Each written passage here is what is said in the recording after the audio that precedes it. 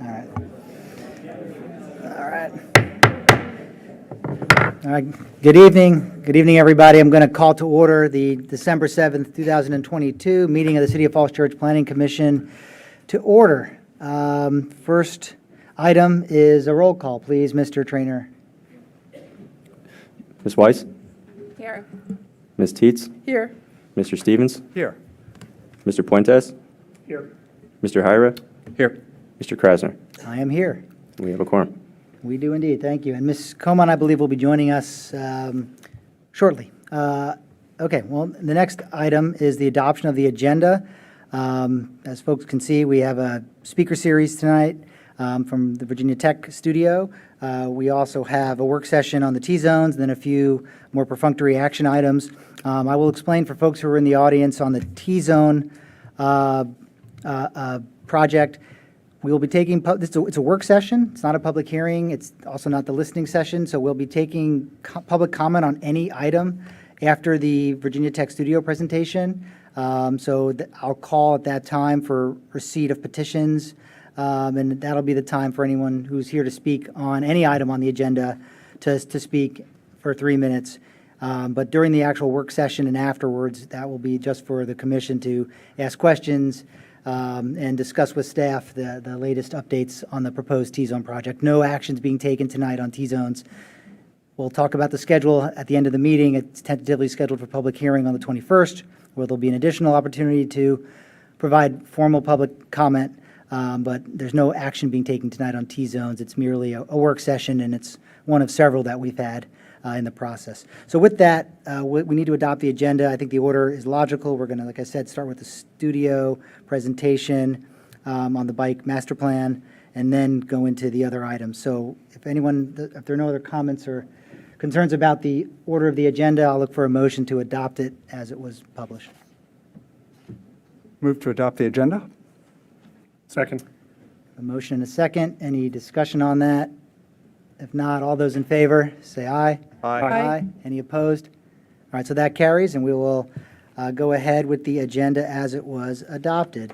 So that takes us to item 4, which is our speaker series, which we haven't had in a while, and at least not in person. So we're excited to have an in-person speaker series. And tonight we're lucky enough to have the Virginia Tech students here who have worked on a bicycle master plan update. And I know before they get going, I think staff, Mr. Stoddard, are you going to introduce what this is all about? Yes, I'd be happy to. Thank you, Chair. So Chair and Chair Krasner, members of the Commission, and also Chair Gustafson of the Citizens Advisory Committee of Transportation. I am very happy to be getting back into the swing of the Planning Commission Speaker Series. Just a note on that first, the speaker series, you all have been hosting these for a number of years. They are generally designed as an opportunity to talk on topics that aren't necessarily before the Planning Commission for action. So it's an opportunity to hear about the latest innovations in city planning, what other folks in the region or in the nation are doing to address city planning issues, and get conversations started in the city, again, as I said, sort of outside sort of the topic of a particular action item. So tonight is a presentation from a Virginia Tech student studio class, and I do want to mention the long-going relationship between the city and Virginia Tech. There are a number of former Virginia Tech students on city staff, including myself, so I know the students are top of the class. And then we've also got a benefit of that partnership has been the latest in thinking being brought to the City of Falls Church for its consideration. And of course, this review of the city's bicycle plan is just the same. Leading the class has been Professor Ralph Buehler, who is a world-recognized expert in bicycle planning. He's long been at the front of the industry on how to make cycling safer, more attractive, more reliable. And so I'm really looking forward to the presentation tonight and the discussion following. Great. Thank you, Mr. Stoddard. And I'll echo that. We've been very fortunate to have a relationship with Virginia Tech, with the master's planning students, and we've seen some really excellent work come out of that, and their consultant rates are better than our other consultants. So we enjoy that relationship and the fruits of that labor. So I guess with that, I'll throw it over to, I see two folks at the podium here. Where am I going first? Go ahead, introduce yourself and take it away. I think you do. Make sure the green light's on. And there you Yeah, go. we're good. So good evening. As introduced, we are representing the Virginia Tech Studio from the Masters of Urban and Regional Planning program. We were a group of 25 total students that worked throughout the semester to compile this project. And here tonight we have Allison, Silas, Jason, oh, I thought you guys were, Hannah, Mark, and myself, David, who will be presenting our final product. So the program was charged with a review of the past Falls Church Bicycle Master Plan, assessing the progress made since its adoption in 2015, and providing recommendations on how to improve cycling in the city of Falls Church. This review included an analysis of the current plan, a literature review of other bicycle master plans nationwide, an audit of current conditions in the city, an analysis of potential future routes, and a public survey. Next slide, please. Okay. So the plan review team reviewed the current City of Falls Church bicycle master plan, as well as the bicycle master plans of several surrounding jurisdictions, including Alexandria, Arlington, Fairfax City, and Fairfax County. In this review, we identified several key components that are necessary for a strong bicycle master plan. We discussed the strengths and weaknesses of the Falls Church plan and provided recommendations for improvements along with examples from the plans of the surrounding jurisdictions. The specific items that need to be added in future revisions of the plan are a table of contents, specific goals and policies, funding, implementation, priorities for implementation, and metrics for measuring progress. Specifics around funding and implementation strategies were the most significant areas that need to be addressed in order to be able to track the progress of the bicycle infrastructure projects. And next, we'll go over current roadway conditions for this city. So the roadway conditions team evaluated the current conditions of Falls Church's cycling infrastructure, and we go into further detail in our final report, but for this presentation, we're just going to focus on the types of cycling infrastructure that exist and the level of traffic stress on each road within the city. So in this map, you'll see the current network of the city's cycling infrastructure. That network is currently somewhat fragmented, as you can see. There are a few shared use paths throughout the city, but most notably the W&OD Trail. In addition to that, there are a few unprotected bike lanes and one designated bike lane on some of the city's minor arterial roads. Next slide, please. So one aspect of the roadway conditions that we analyzed and took into consideration is the level of traffic stress. And before I talk about that, I'll give a brief description of what exactly level of traffic stress is.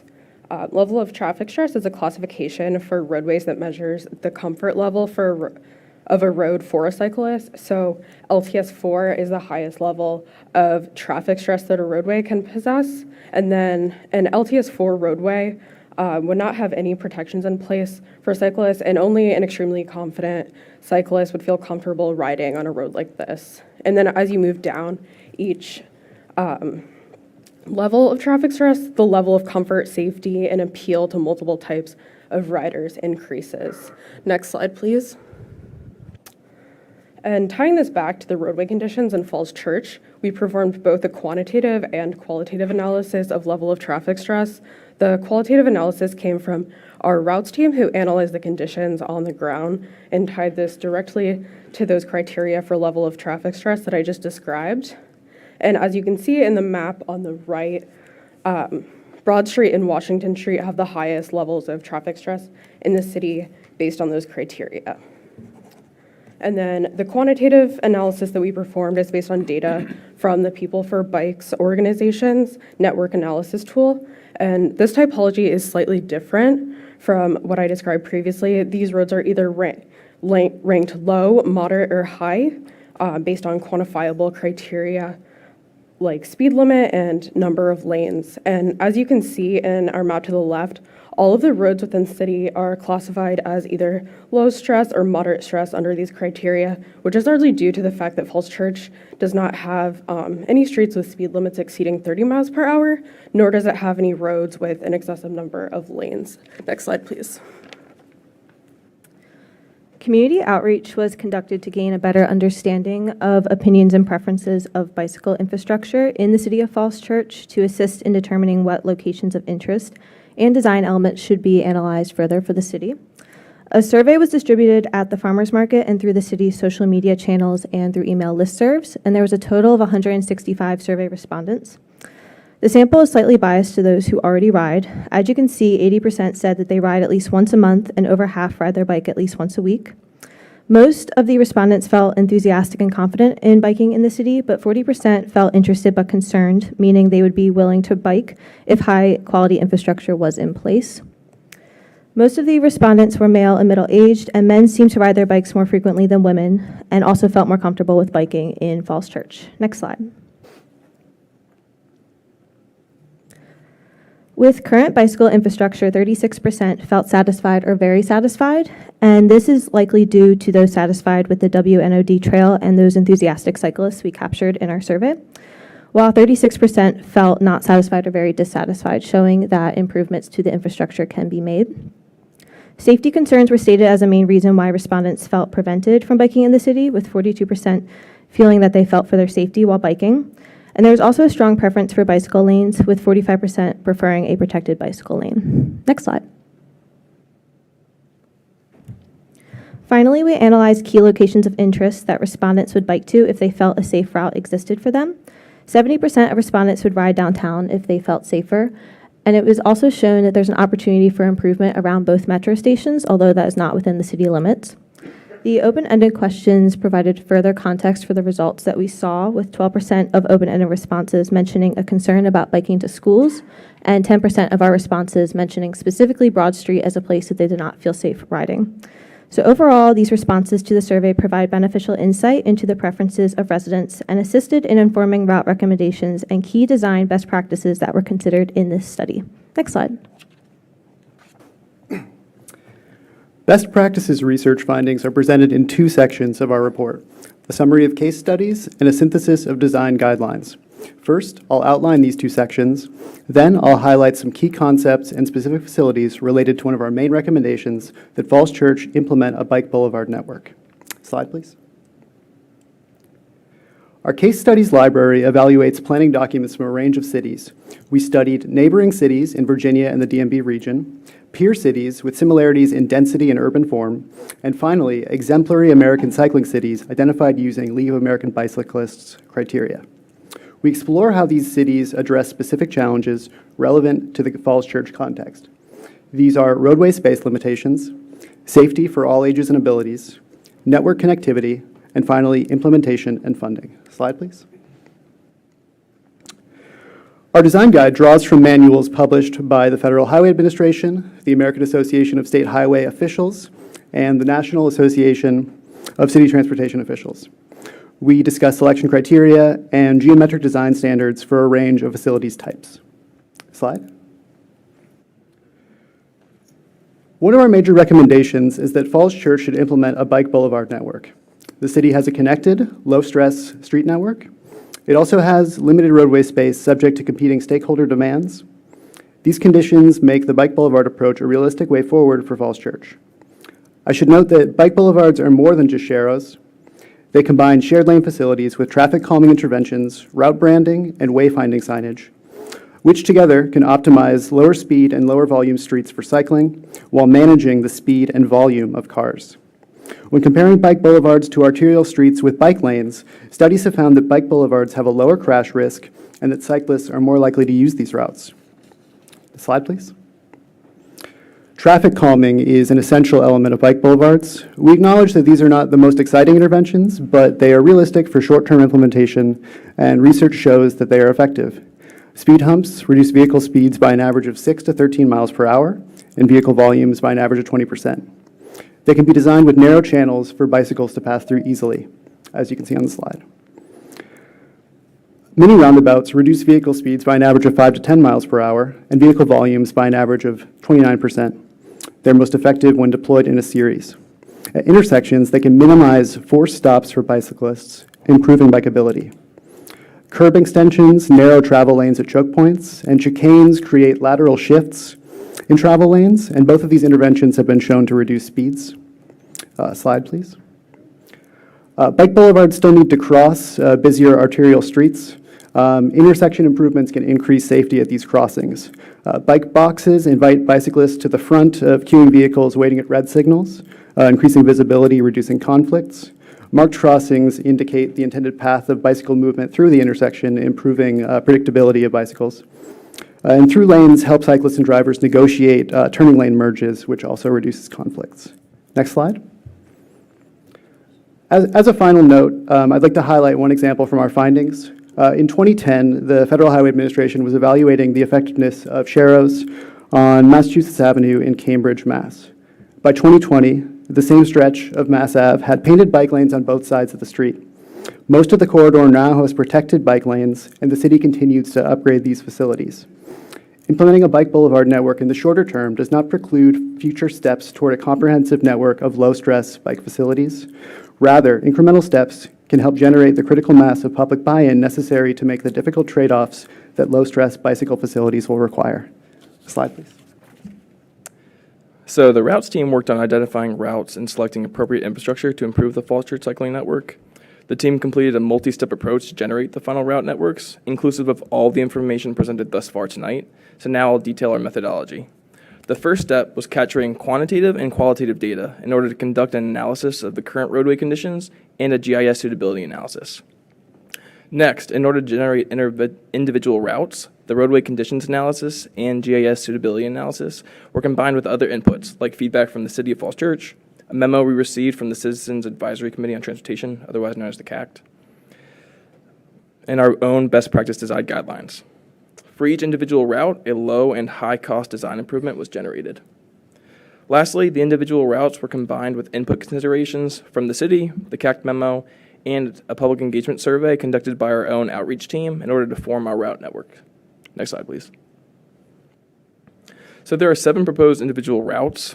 Each route has a low and high level of investment, and the routes are ranked, with Route 1, as you can see up there, the high school connection, considered the most important, and Route 7, Lincoln Avenue, being the least important.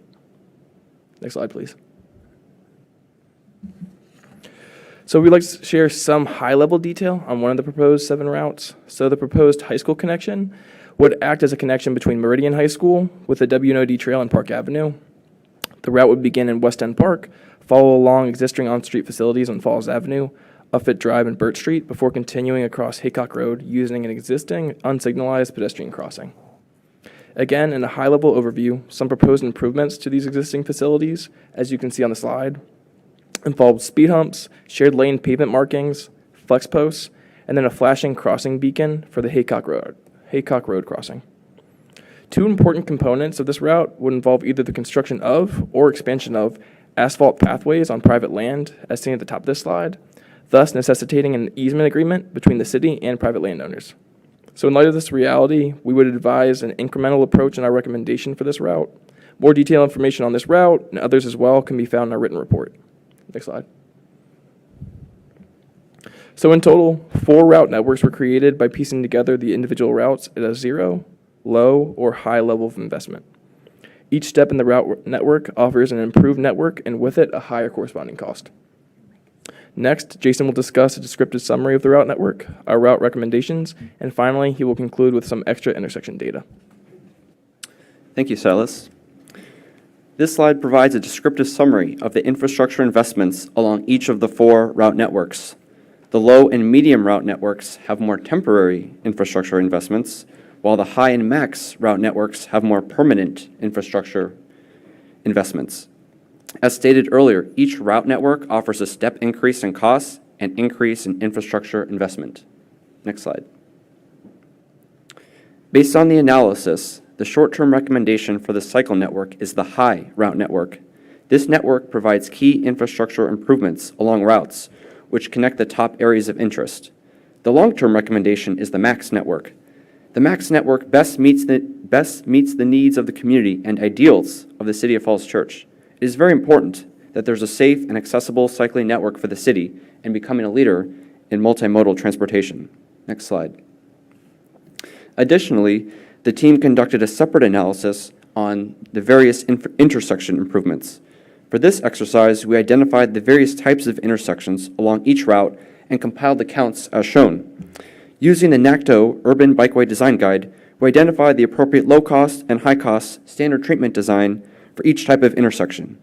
We then used the NACTO historical data to estimate the cost for each intersection type, and a more detailed breakdown will be available in our report.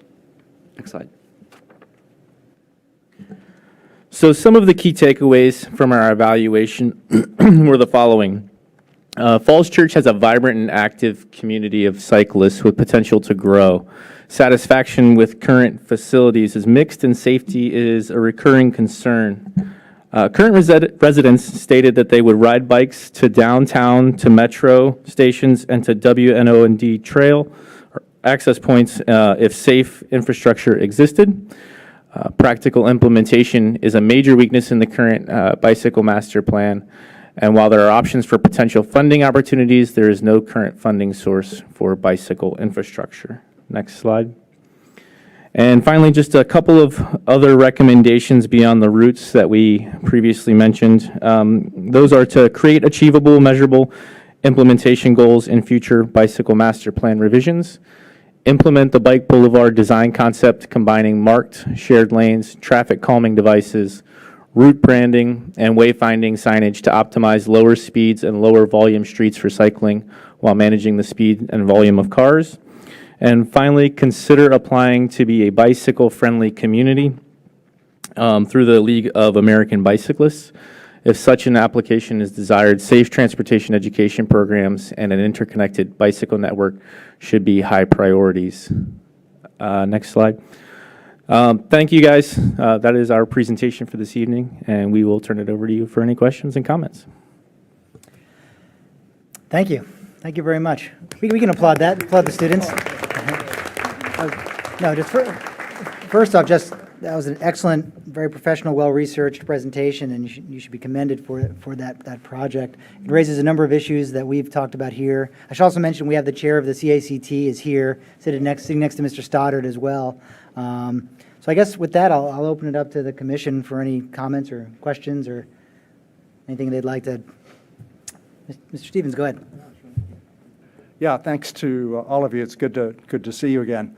I had the opportunity early on in the class to attend some of the sessions, and that was thanks to Professor Bueller. Thanks again for that.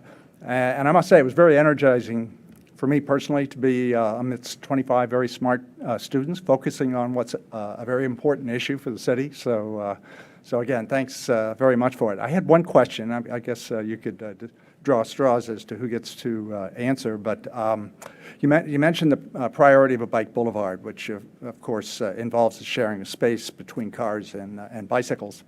As we kind of look out to some of our larger jurisdiction neighbors, DC or Montgomery County or Arlington, they've kind of gone in the direction of protected bike lanes as a way to deal with a lot of the issues that you found in your own survey here in the city. And I'm just wondering if you consider the bike boulevard concept as kind of an endpoint or just perhaps an interim step towards eventually implementing protected bike lanes.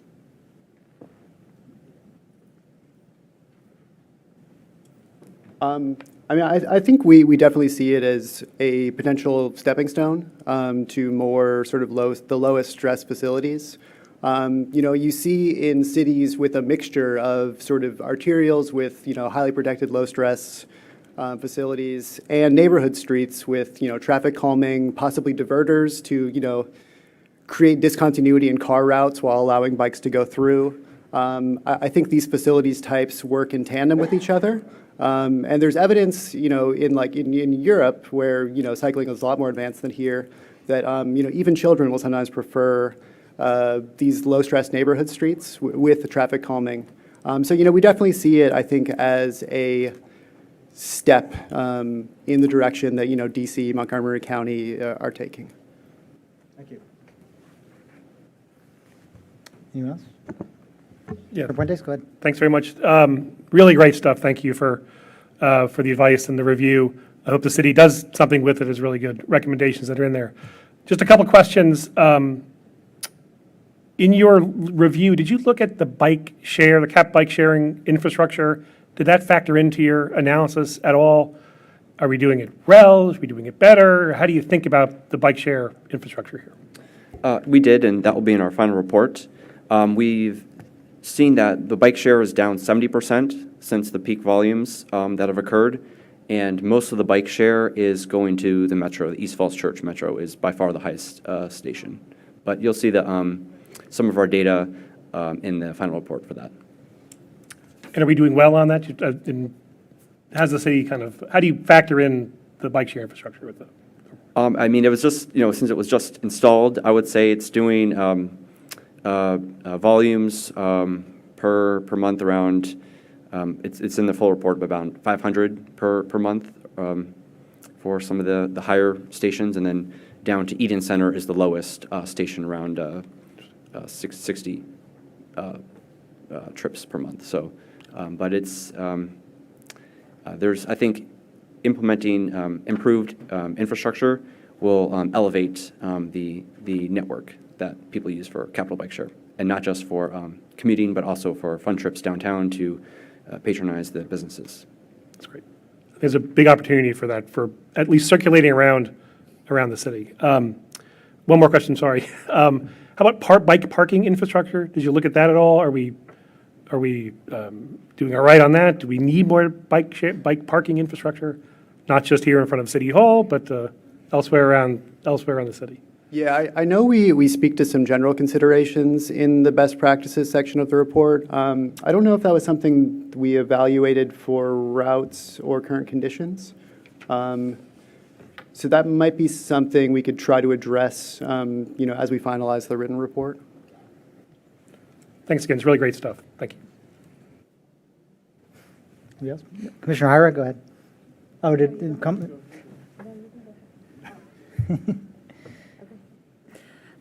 Thank you so much for spending the time that you did and trying to help us solve this problem. Really excited to dig into the full report when you're able to share that with us.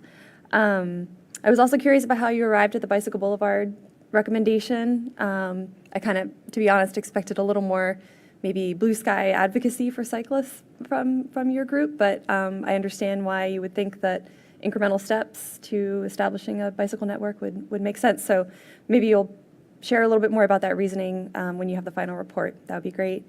I did have a question about the network. It looked somewhat incomplete, especially on the south side of the city, and I wondered if there were issues that presented like implementation difficulties in that area. Could you talk a little bit about that? That was it. You just had it. Go back down. Yeah.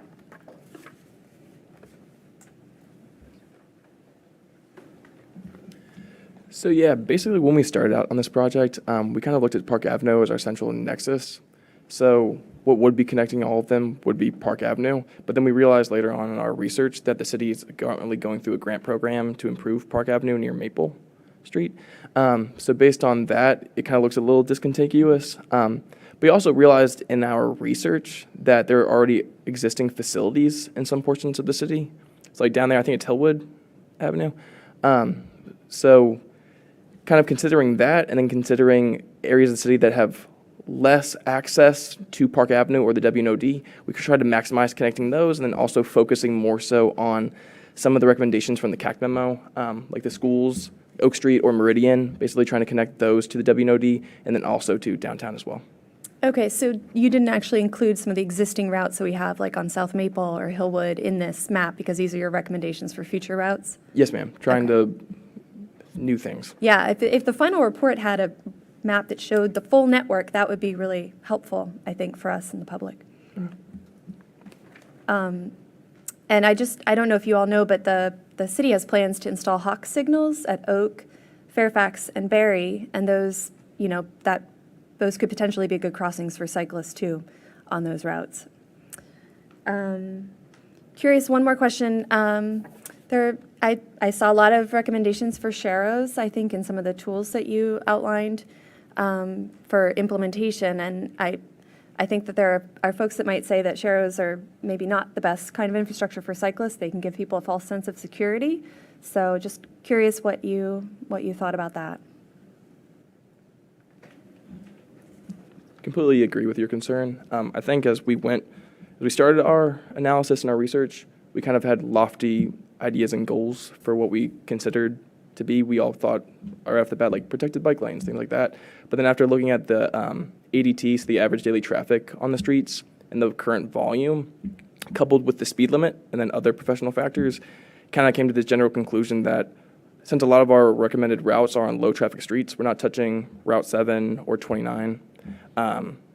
With those different considerations, it doesn't really warrant the cost at the moment for protected facilities. And then also, if you're going on residential streets, you'll have to deal with complaints of loss of parking. Of course, most people would feel safer riding in separated facilities, but at least for the short term, we believe that the Bike Boulevard concept is just most practical and also realistic for instituting change realistically in the near future. Thank you. It's very helpful. And thank you all for all of your hard work on this. We really appreciate it.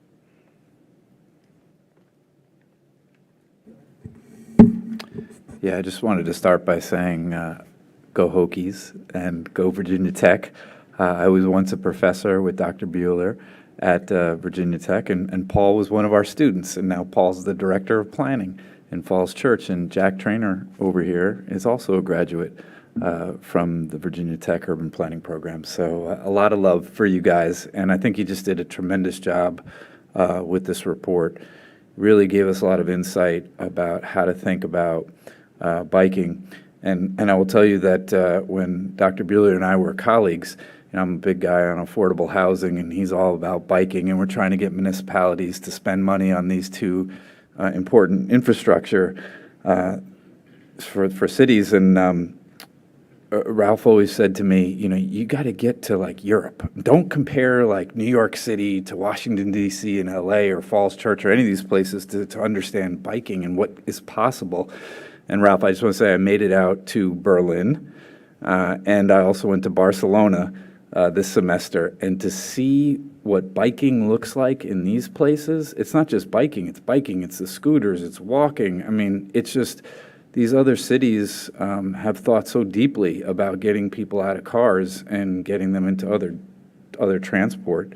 And I just think that we definitely need to improve the biking here in Falls Church. All right, so now it gets to my question. In your report, it mentioned that we do not spend any of our operating budget on our biking infrastructure. And I'm curious, have you seen other municipalities in the region spend money, or where are they getting their funds? Is it from the state, the federal? So I guess the question is, what are other municipalities spending to improve their bike infrastructure?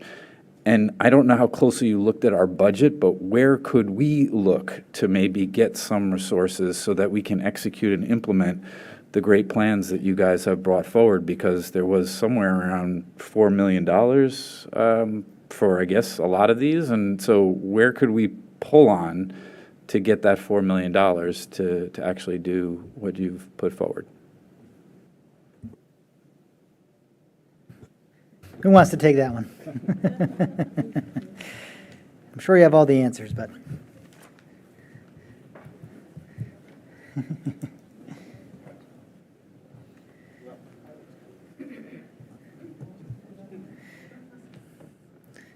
In the interim, I suppose I could speak a little bit to sort of the patchwork of funding. Throw him a lifeline, Paul. All right, you're good?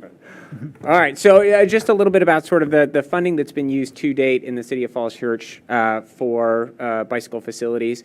I think some of the early steps actually came from the Economic Development Authority. One of the wayfinding signs next to the Kaiser Garage that was photographed was funded by the Economic Development Authority, and really the spirit of that was trying to figure out how to help people who are already on the WNOD find their way into downtown Falls Church so that they can enjoy the shops and restaurants in downtown.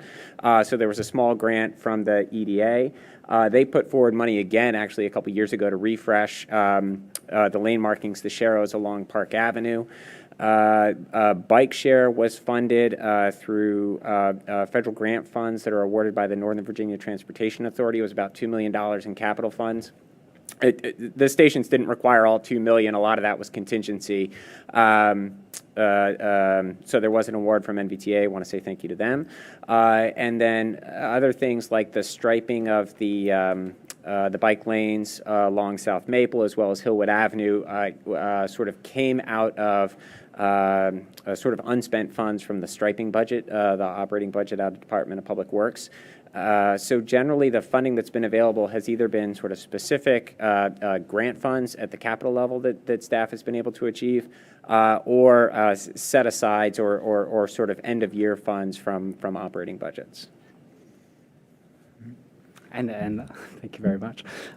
Looking at our report, what I can remember, we do list some state and federal options for grants that would assist with the funding. And one thing we did look at was developer contributions in the area as well. One specifically we outlined in the report is what Alexandria is doing out there and making sure developers are contributing their fair share when it comes to bike lanes and looking at what routes are planned for the future and seeing what developers can contribute there. But that's, I think, the extent of it, is really listing out some of these federal and state level grants that exist out there that Falls Church can go for and hopefully harness at least some of these funds and get them going. Thank you. Let's see, any other commissioners have any other comments? If not, then again, I'll just, sorry, Chair of the CICT is here. Yep. We're glad he's joined us. Go right ahead. Thank you, Chair Krasner. Hi, I'm Dave Gustafson with the Citizens Advisory Committee on Transportation, hiding behind the monitor here. So yes, echoing what the planning commissioners have said, thank you all for all the hard work that you put into this. We really appreciate it. As you know, bicyclists and pedestrians have not had as much time and money prioritized for them over decades, much like the rest of the country. And so we're in a bit of a challenging spot here, but we appreciate what you all have done, what the city leaders have done, and the city staff to take a hard look at this. So just a couple quick points, and then I've got a couple quick questions for you. I mean, what you've shown is that, through your survey that, if you build it, they will bike. That's what we've seen in data elsewhere. We had a presentation from Washington, D.C. and Montgomery County, and they've shown that by adding protected bike lanes and other bike facilities that you were tripling or quintupling the number of bicyclists over time. So if you make it safer, it goes to show that it's going to, the people will be more comfortable with it. One of the things that I'd be interested to see, I guess, in your final report is focusing more on kind of the all ages and abilities metric, because we're a city that's largely, a lot of it revolves around the schools. We have a lot of, being a suburban community that's quickly growing more urban. Our population's up 40% in 20 years, and we need to move people in ways other than by private automobile.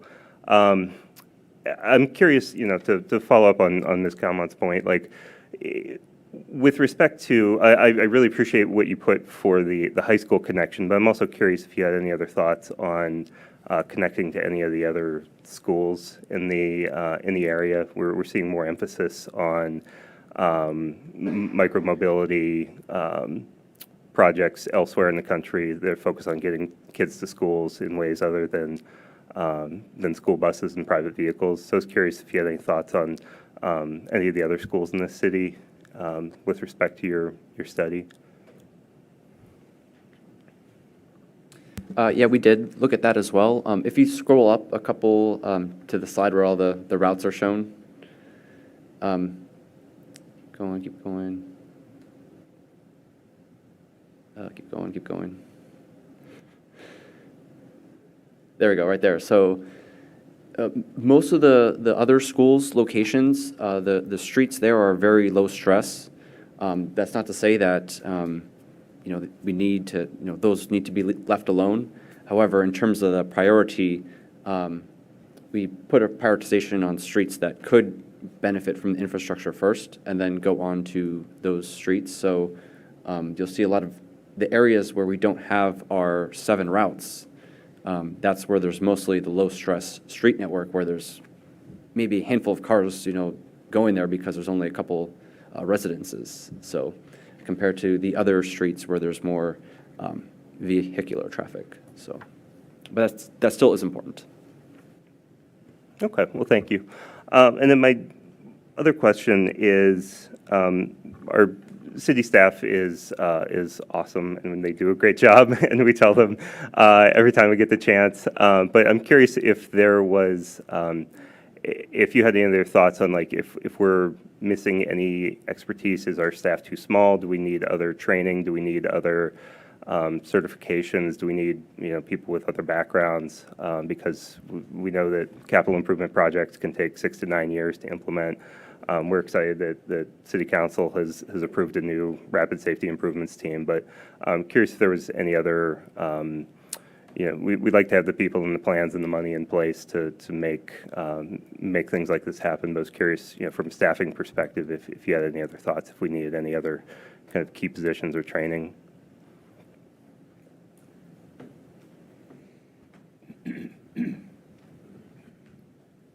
Yeah, I think that one of the things that we looked at is when you're implementing the plan, somebody's going to have to be in charge.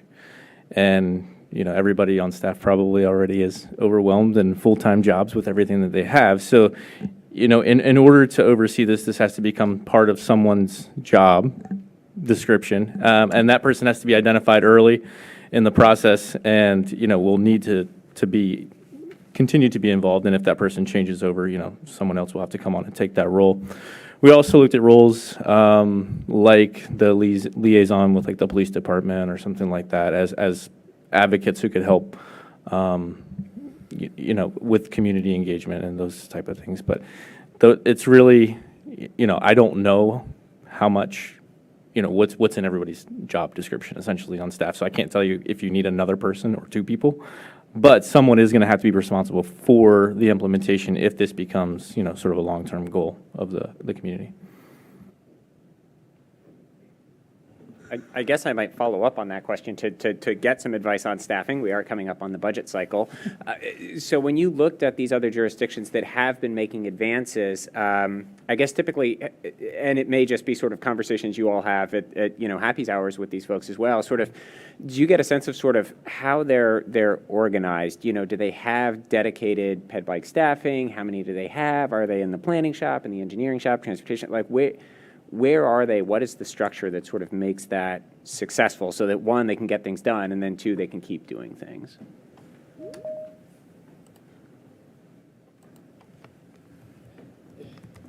I know based on the dimensions that we really investigated, like a Safe Routes to School coordinator is, not necessarily a full-time job, but, part of someone's job. As far as just the norms of staffing counts, I'm not sure if that's something that we really get into in the case studies. But, potentially it's something that we could address in our written report.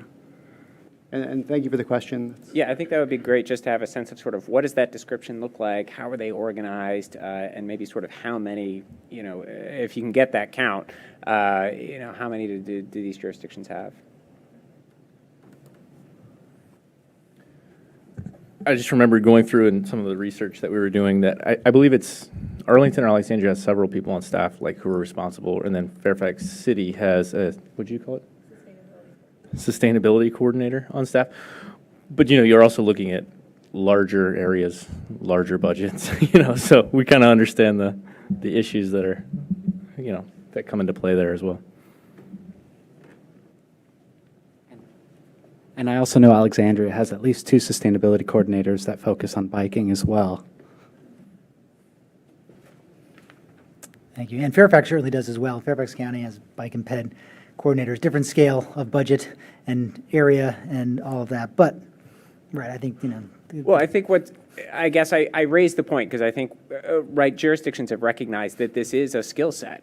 It's making it part of someone's job means it's always sort of at risk of being sort of prioritized away. But also the level of sophistication that's being put into these analyses is just a lot more than it used to be, a decade ago or 2 decades ago. And so I think, making a part of sort of the regular program that yes, this is a facility that Falls Church needs, and we want to advocate advocate for sort of proper staffing for it and proper expertise in-house so that we're not always hoping to pull that in from outside sources. Yeah, indeed. And Paul, you're very shrewd. I think there's at least one or two council people in attendance, so hopefully they've heard that since budget season's coming up. And out of the many competing priorities in the city, bike and ped is certainly up there. And I know the council actually shares that vision as well. Okay, well, if there are no other questions or comments, again, I'll just reiterate, again, great work, a very professional presentation, and you should be commended for the work you've done, and we really appreciate it. It's a great resource for us, and we hope we can continue this relationship with Virginia Tech. The master's program and the studio projects that we've seen come out of there are really impressive. And so thank you. And again, how about another round of applause then for the students? Thank you very much. Great. Okay, well, we will continue on our agenda and move along here.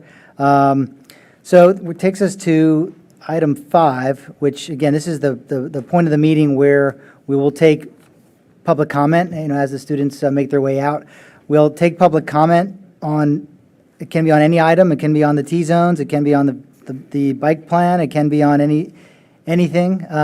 Since this is a work session on the T-zones, we're not going to take questions directly during that portion of the meeting. So this will be the point of the evening. You're certainly welcome to stay and listen for the entire meeting by all means. It's a completely open and public meeting. But as far as public testimony or comment, this would be the point of the evening where we'll do that.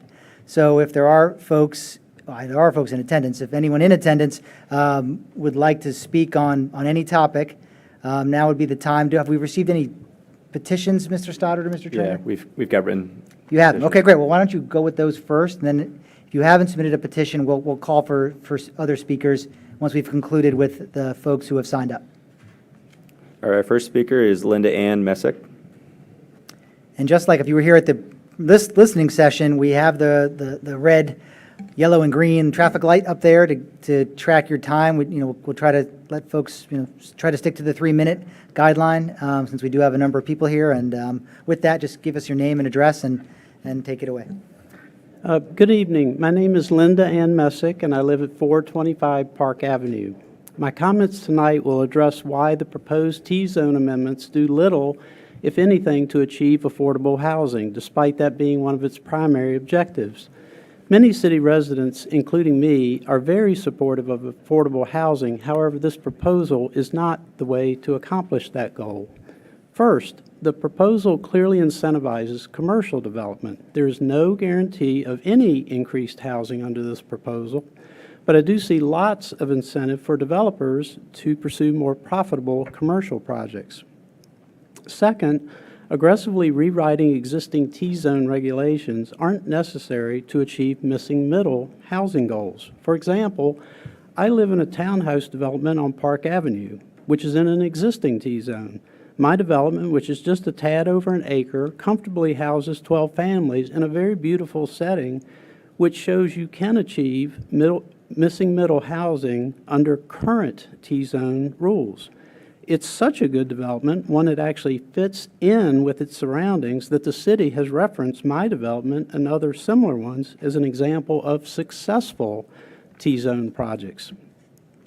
The proposed amendments are premised on the need to build more housing, which the city cites in a 2019 regional housing study. Since that publication, Falls Church has or is committed to constructing 4 very large mixed-use developments. Those developments add over 1,800 housing units and 600,000 square feet of commercial space to our city. It's not as if Falls Church hasn't been doing its part to supply new housing in the region. Conversely, it seems we've done quite a lot for such a small 2-square-mile city. The same study called for 75% of new units to be affordable and also called for them to be near transit areas. If affordable units near transit areas is our goal, perhaps West Falls Church might be the ideal place to build them. And now my third and last point. This proposal is a setback for affordable housing in the city. The vast majority of any residential projects that might be built will be offered to potential buyers at market rates by developers who are focused on maximizing profits versus considering our residents' desires. The T-zone proposal will also undercut the city's ability to significantly increase affordable housing, as the proposal's focus on commercial projects will lead to fewer available parcels for dedicated housing. The city would be much better off focusing on creating and maintaining dedicated affordable housing, much like it has done with Virginia Village. In conclusion, I ask that you expressly disapprove the proposed T-zone amendments. Thank you. 6 seconds. Thank you. Thank you very much. Okay, next speaker. Who do we have, Mr. Trainer? Next speaker is Nancy Angrisano.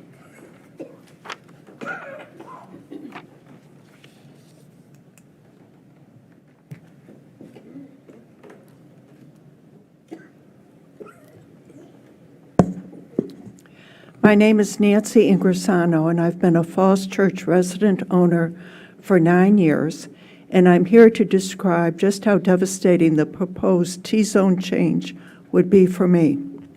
I live on the second floor in the Broadway condominium, and all of my windows are within 10 feet of T-zone properties. My windows are 50% of my exterior wall, opening up my modest living space. It's not just an occasional window here and there. The condo unit has an east-northeast exposure facing the 3-story TCI brick building on Park Avenue. I get a sliver of direct sunlight beginning in the spring until the fall when all direct light is gone. But I get a good bit of indirect natural light because of the size of my windows and the current zoning rules. Even though I look out on commercial building and parking lot, I see an abundance of clouds and sky and morning fog in the distance. I see trees and the change of seasons.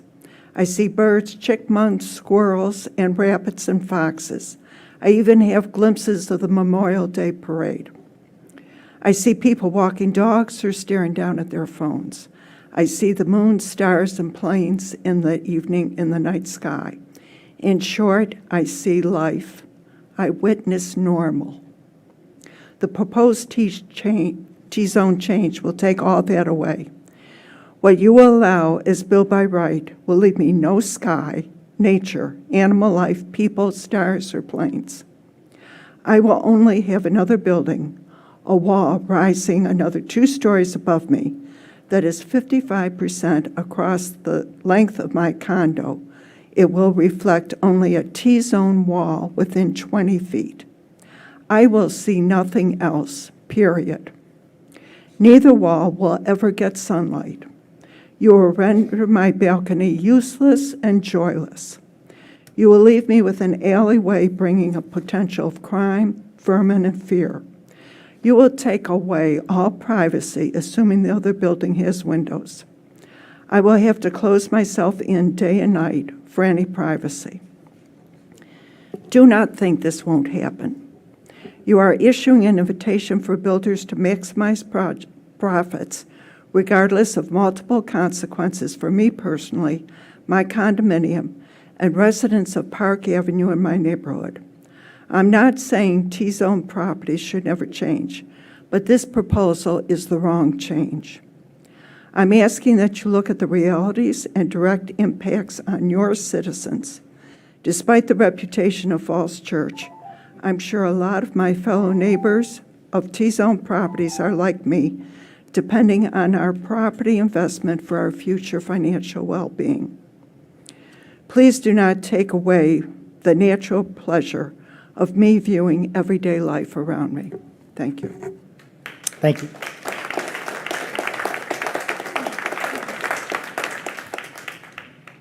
Next speaker is Deborah Doctor.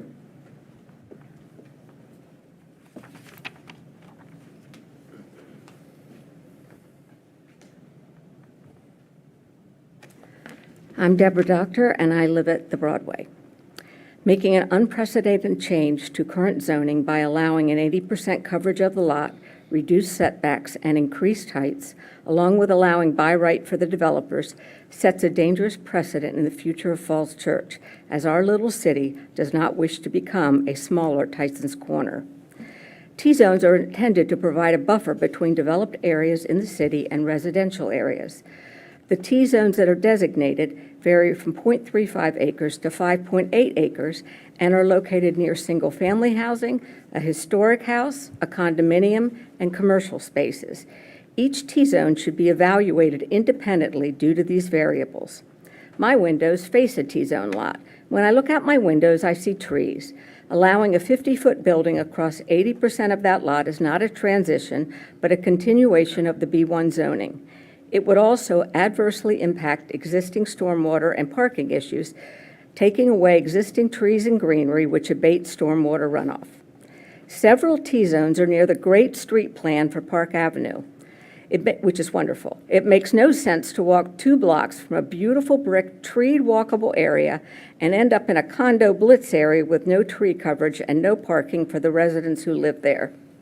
Giving developers by right on the T-zone lots relinquishes City Council's control to grant a special exception, if needed, for each T-zone, which could offer affordable housing that blends in with the surrounding neighborhoods. I applaud the council and its vision to create affordable housing for seniors, our valuable workers, disabled members of our community. We value diversity in Falls Church, and affordable housing in a community helps make the community sustainable. Arlington County addresses heights for missing middle multifamily dwellings, which have a height restriction of 35 feet or 3.5 stories. The setbacks on 35-foot buildings are 25 feet from the street and 14 feet on the side yards. It also designates in lots under an acre 1 tree per dwelling.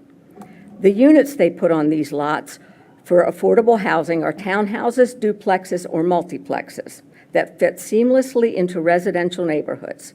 I am in agreement that we offer a significant amount of affordable housing in Falls Church.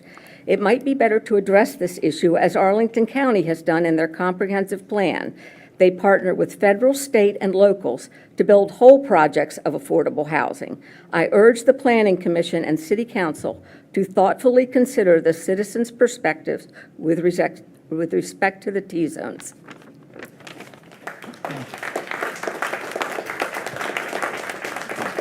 James Jung.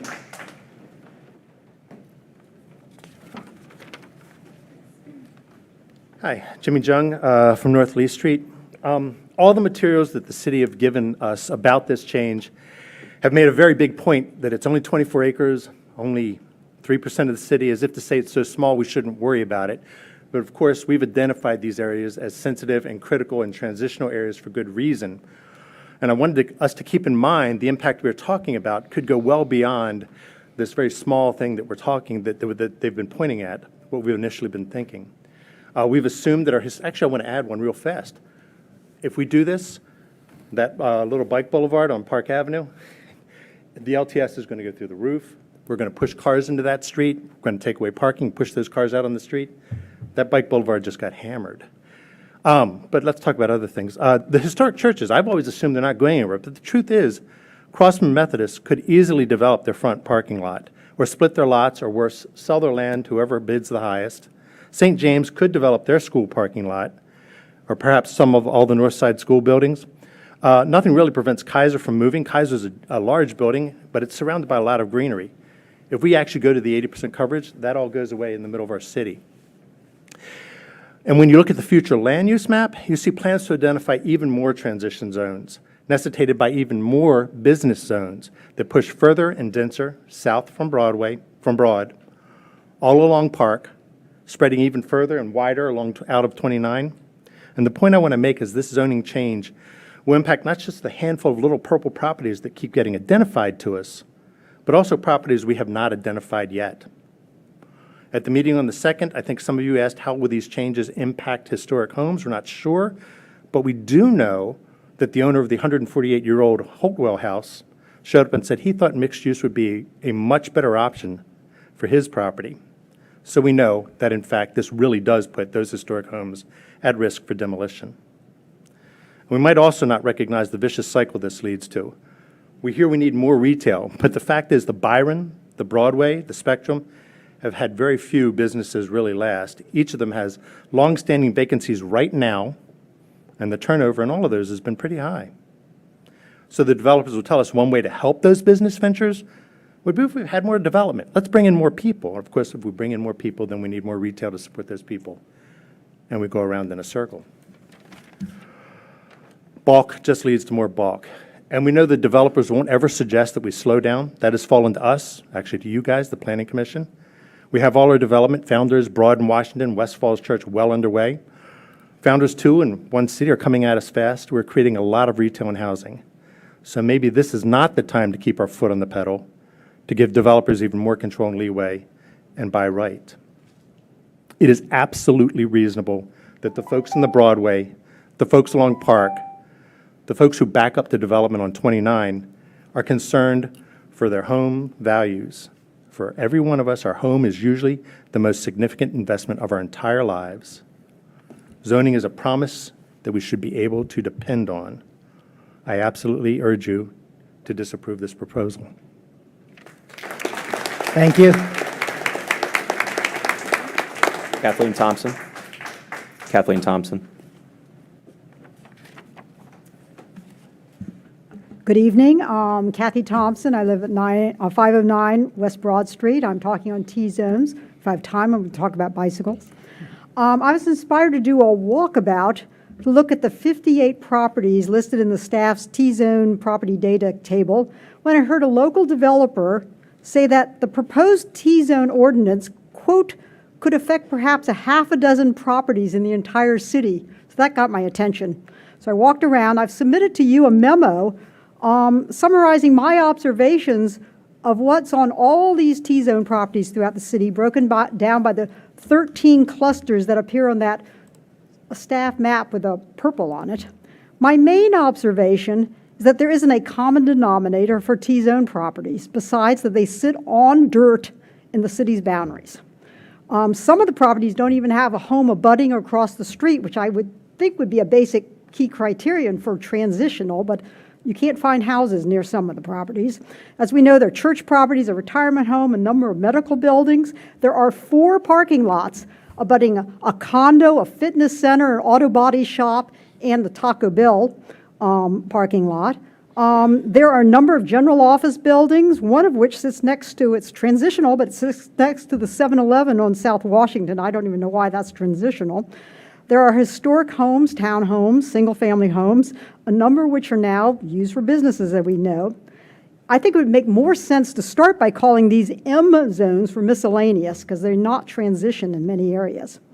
Since the T-zone properties vary so much in size, current usage, and relationship to neighboring properties, it makes no sense to change build by right rules for the relatively few properties, this developer says. And these, therefore, I think developers who want to redevelop their property beyond the current authorized T-zone limits, they should continue to apply for special exceptions and make their case as to why variations from the current restrictions should be authorized by the city. Now, I've been very disappointed that there's been no public forum to have any two-way discussions with Qs and As on this proposal. One area that's gotten absolutely no attention is the build by right provisions on the permitted businesses. So I leave you with some questions. If all the lots along Park Street between Lee and Pennsylvania Avenue were consolidated, could a Comfort Inn be built there? Because inns are permitted businesses. What is a clinic for human care versus a medical office? Should clinics for animal care be added to the list? They're not there. A hardware store would be permitted, but a garden supply store would not be permitted. But could a hardware store sell garden supplies? Who knows? An antique store would be permitted, but not a gift store. Why? I leave to you to ponder such questions, and I urge answers be given before build by right is chiseled into the city code. I have no time, so I won't ask you as a pedestrian, please define what a bicycle is. Is a bicycle an electronic bicycle, an electric bicycle? Is an electric scooter? Is an electric skateboard? Because I've been hit by close to all of them on Broad Street and on the W&OD trail. So I was curious to know the definition of bicycle during that whole discussion earlier. Thank you. Thank you. Joseph Shirizi. Hi, good evening. My name is Joseph Shrizzi. I live on Gundry Drive. I'm the chair of the Environmental Sustainability Council for the City of Falls Church. I want to start off by just apologizing for my comments last time. I did a poor job separating what was a personal comment and what was a comment from the ESC. Regarding the bike plan, I'm also leader of the Bike Falls Church biking organization, and I just want to point out that the largest source of carbon emissions from Falls Church is from transportation, more than 85% of which is from cars, and it's impossible to hit any of our environmental sustainability goals without drastically reducing the amount of car miles being driven. So every aspect of planning and design and zoning and just urban design in a city must absolutely take bicycling and all actions that remove people from cars into account. Thank you. So regarding T-zones, today the ESC forwarded a letter of everyone's comments. I'd just like to read a little bit from our letter since I know it didn't make it into the agenda tonight, but it was received this afternoon. So the ESC acknowledges that infill development with localized businesses and residential density is beneficial with respect to environmental sustainability. Increasing mixed-use density in places like Falls Church will help us reach our regional climate goals by supporting walkable neighborhoods, which are less car-dependent. Meeting housing demand and creating more affordable homes combats detrimental urban sprawl elsewhere. Home energy efficiency also increases affordability for residents. Although the ESC would prefer that many other conditions be imposed on large development projects in T-zones, we expect that Dillon Rule would prohibit from the city from imposing additional requirements on by right development like we do in other larger properties like Founders Row. You know, the city gets to make all these comments and have requirements, and we'd be giving a lot of that up. So therefore, we made several specific recommendations around parking, green space, healthy living spaces, sustainable development, stormwater, and other specific recommendations for larger projects around energy efficiency and other requirements that we generally get and that we generally ask for larger developments. So we wrote those specifically in red in our comment, and I hope that you will also take those into account as you work on future drafts of the T-zone bills. Thank you. Thank you. Next speaker is James Ha.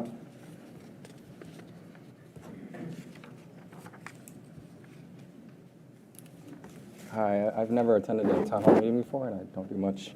I'll just pick up the microphone. There you go. Okay, hi, I've never attended a town hall meeting before. I don't do public speaking, so I'm really nervous. Just forgive me.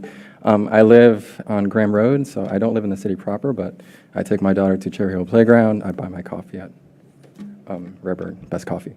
I saw the full-page ad in the local newspaper, and I wanted to speak against that. What makes a vibrant town? Vibrant towns are dense, mixed-use, pedestrian and bike-friendly, and they have robust public transportation and public spaces for gathering and recreation. And which areas in Northern Virginia have these criteria? Old Town Alexandria, Winchester, historic Leesburg, maybe Clarendon and Mosaic. And these places are desirable. People want to live there. Now, nobody ever goes to Old Town Alexandria and complains about the setback requirements.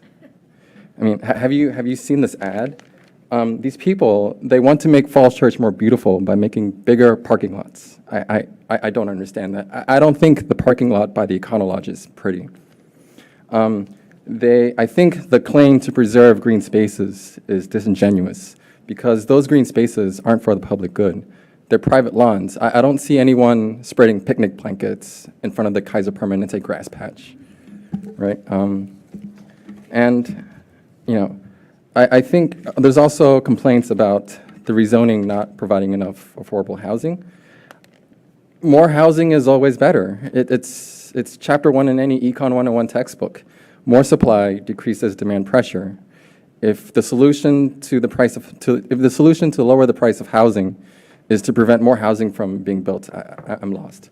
They also worry we'll become like Boston, but we won't become like Boston because Boston is full of 6-lane arterial roads and 200-foot tall apartment blocks. I know I've been speaking ill of the people against the rezoning, but I also want to extend an olive branch. I think everyone can agree that wider sidewalks are better. Let's improve them, or let's compromise at 16 feet. That will give more spaces for bigger trees, and also the bike racks, which will help that wonderful hokey proposal we heard before. I am so nervous, I'm sorry. Another thing upon which we can all agree in this room, I think, is all the dead retail space. It's an eyesore and generates no tax revenue for the city. It's useless for residents. And I look at Founders Row. I think along with the T-zone updates, it should go in tandem with a blight tax. Some way to encourage property developers to lower their rental rates, because we know why they keep their rental prices high. It's tied to their mortgage-backed securities. And if we can incentivize more retail space that doesn't sit dead, I think that'll be great for everyone. I have time left. No, just 4 seconds. I have another sheet, but I guess I'm out of time, right? Thank you. Thank you very much. You can submit your comments in writing to the staff, and there'll be another opportunity to speak when this comes back for a final decision or potentially an additional meeting. So thank you for Thanks. coming out. You did great. Appreciate your comments. We really do. Next speaker is Pat Kennedy.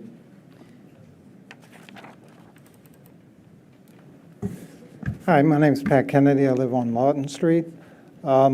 I was hoping to be able to ask questions, but I guess you can't do that. But if I do have questions, you direct them to Jack Trainer, is that correct? You may, yeah. Okay. That's Mr. Trainer, Mr. Stoddard, yeah, anyone on city staff, certainly. Okay. Yeah. So I'll just make a couple comments concerning the same newspaper article that the gentleman before me spoke about. There's two things stated in here. One says include only general stormwater requirements and no impervious surface maximums. The second one that concerns me is eliminate the existing review process for commercial development and permit residential development with little city oversight or citizen input. I know I can't ask, but if these things are correct, that's very disturbing. Stormwater is a pretty serious issue for Falls Church City, and I can speak from personal experience that because of the fact that the city doesn't deal with it in a responsible manner, it causes major issues between residents. And I got it directly from the horse's mouth as far as the lawyer of the city, that Falls Church City basically washes their hands and says it's the residents' responsibility to figure it out, which is a pretty lame way to address this. So if this is true, that you're going to pursue any more development in this city, and you're going to even back way further from dealing with stormwater issues, I feel is irresponsible. And then as far as not seeking citizen input, and especially, I don't know if any of you live directly adjacent to a proposed T-zone development area. If you don't, then, I would behoove you to really think seriously about the people that have spoken that are directly adjacent to them, because there's potential issues for them that are going to be major changes to the way they live. So I'll ask, some questions directly via email, but thank you. Thank you. Next speaker is Ted Linu.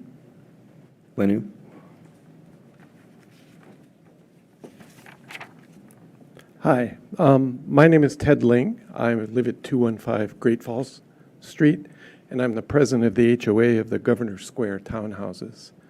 I'm grateful for the opportunity to address the commission on the topic of the proposed changes in the transition zones.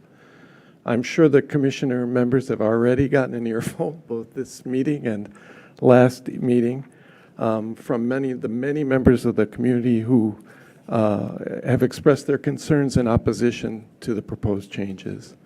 I won't reiterate all that was said at that meeting, but I would like to note that There is a new letter from the 37 owners of Governor Square expressing opposition to the proposed changes, and it's included in the packet. I think at this point, the commission and the city council have to acknowledge the overwhelming opposition among those affected residents to the proposed changes and scuttle this plan. The city has many lots in existing high-density corridors, like, for example, the abandoned motel down the street, that could serve as areas for high-density development. You don't need more urban sprawl. With all great due respect, this doesn't prevent urban sprawl. It is urban sprawl. And I'd like to make crystal clear that the accusations that this is somehow not supportive of affordable housing and diversity in the city are not true. At least among our development, every single person is in support of affordable housing and diversity in the city. What our concerns are is that the introduction of inappropriate development will reduce green space, walkability, air and light. With all due respect, I've been to Old Town Alexandria. Old Town Alexandria is a friend of mine.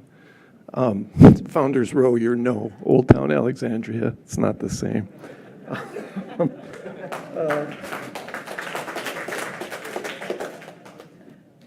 So, in other words, let's just get to the point. We fear, and the people that I talk to, the people in my HOA, it's a big group of people, that really these changes sacrifice the interests of ordinary citizens in favor of certain fat cat developers that have cozy relationships with the city. And that is really what the issue is. That's not right and should be stopped right now. I absolutely urge you to stop these proposed changes to the T-zones. Thank you. Thank you.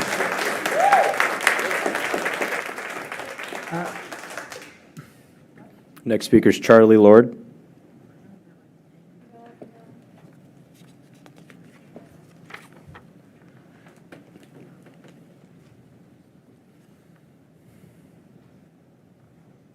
Hi, good evening. My name is Charlie Lord. I live at 222 Little Falls Street. I am proud to say I'm one of the people who did pay for the advertisement in the news press. It's one thing that we did in order to spread the news about what was going on through the city. If you notice, despite the fact that this place was filled to overflowing on November 2nd, there was not an article in the news press about it. So I'm very proud to have been one of the many people, and there are others in this room, who've helped to alert the community about what's going on. The city council was involved with this for 17 months before a listening session took place.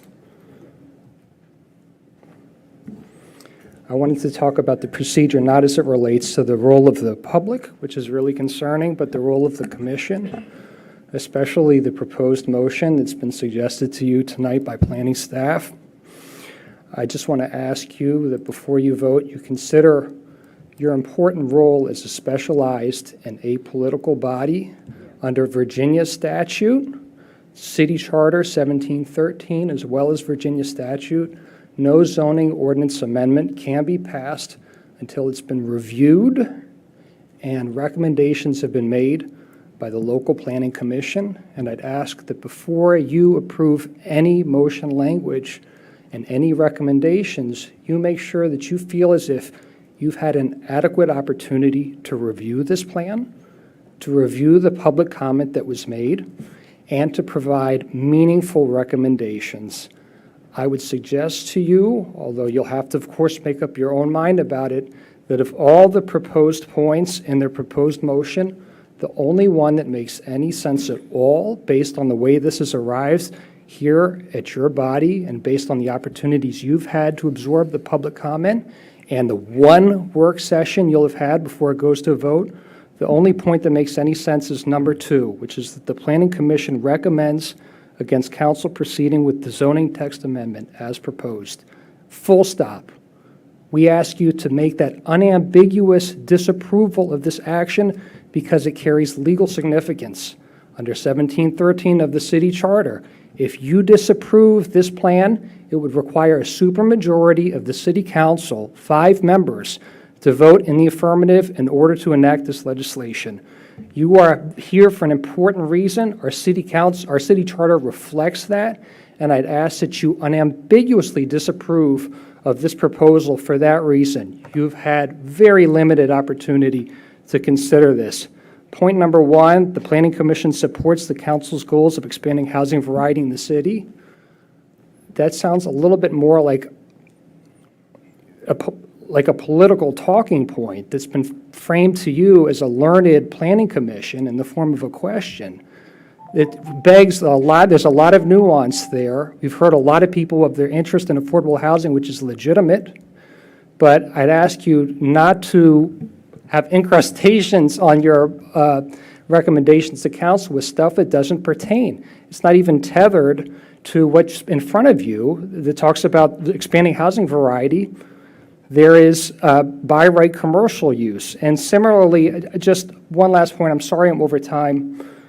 Number 3, essentially is if you were to enact it, it's telling the city council to proceed. It says revise and hold a new first reading with the most ambiguous and vague, consider the appropriate scale of development along different streets in the city. What kind of a recommendation is that coming from a planning commission if it's really had a true opportunity to study a text? Thank you. Thank you.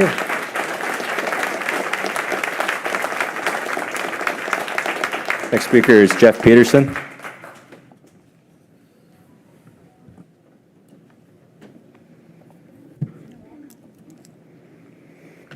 Good evening. I'm Jeff Peterson, 205 Tyson Drive. I'm the president of the Village Preservation and Improvement Society, and I'm speaking here tonight for the board of VPIS. The VPIS board wrote to the Planning Commission on November 27th to strongly urge you to reject the proposed transition zone changes to the zoning ordinance. We cited 5 key reasons to leave the ordinance as it is. First, the city has not established that the need for the change outweighs the problems that it causes. The city has stated that the reason for the proposed changes is that they would provide more additional housing, including for missing middle-income people. But the city has not provided assurance that residential housing will be built or that residential units will be affordable for middle-income people. In fact, residential units may be unaffordable for most people. At the same time, the proposed zoning changes would cause direct, demonstrable harm to many residents of existing homes and condos. On balance, we don't see a positive benefit. Second, citizens rely on existing zoning regulations when they purchase property. People in Falls Church have relied on the existing T-zone regulations to protect them and their property from negative effects. The ordinance effectively eliminates that protection. Third, the change in zoning may have negative environmental effects. The narrowing of space between high and low density construction would significantly reduce the city's ability to plant and grow trees, which is an established city goal. Fourth, the city should very seriously consider the views of its citizens on controversial matters. The Planning Commission held a listening session on the T-zones in November. You had overflowing attendance. You have broad attendance tonight. And most of the speakers at this evening and the listening session have opposed these changes. Fifth and finally, development in these sensitive areas should not be by right. By making any development that meets the new regulatory requirements by right, this ordinance cedes the city's authority to control the development in T-zones to developers. We recommend that you retain the existing project review authority. In summary, the current proposal has too many flaws to justify mere tweaking. Rather, the city should drop the proposed T-zone changes and instead fully review the housing benefit it wants and develop programs and policies that clearly achieve these goals. Thank you. Thank you. Dan Iyer is our next speaker. Dan Iyer.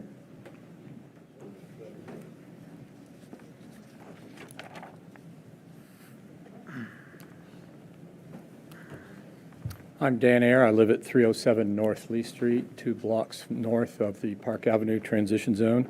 And I'm here simply to voice my concern and frankly puzzlement over the changes to the transition zones. It seems like the proposals would basically eliminate the purpose of the zones in serving as transition by increasing the coverage and the heights and reducing the setbacks. And it's difficult to see what, if anything, the proposals would do for affordable housing. So I'm really just echoing some of the comments that have already been made. It does seem to me like these proposals are for the benefit of developers, not for the city and for citizens. So I would ask you to disapprove these changes. Thank you.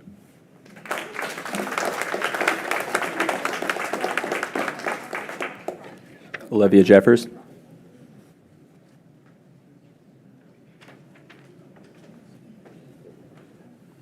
Hello, good evening. I live at 200 North Maple in Park Towers, and I come representing myself. So I love Falls Church. It is an incredibly special place that I chose to establish my business and that I chose to live in as a resident. I chose Falls Church over Arlington and over Clarendon because this community is quaint, it's quirky, and there is a wonderful quality of life.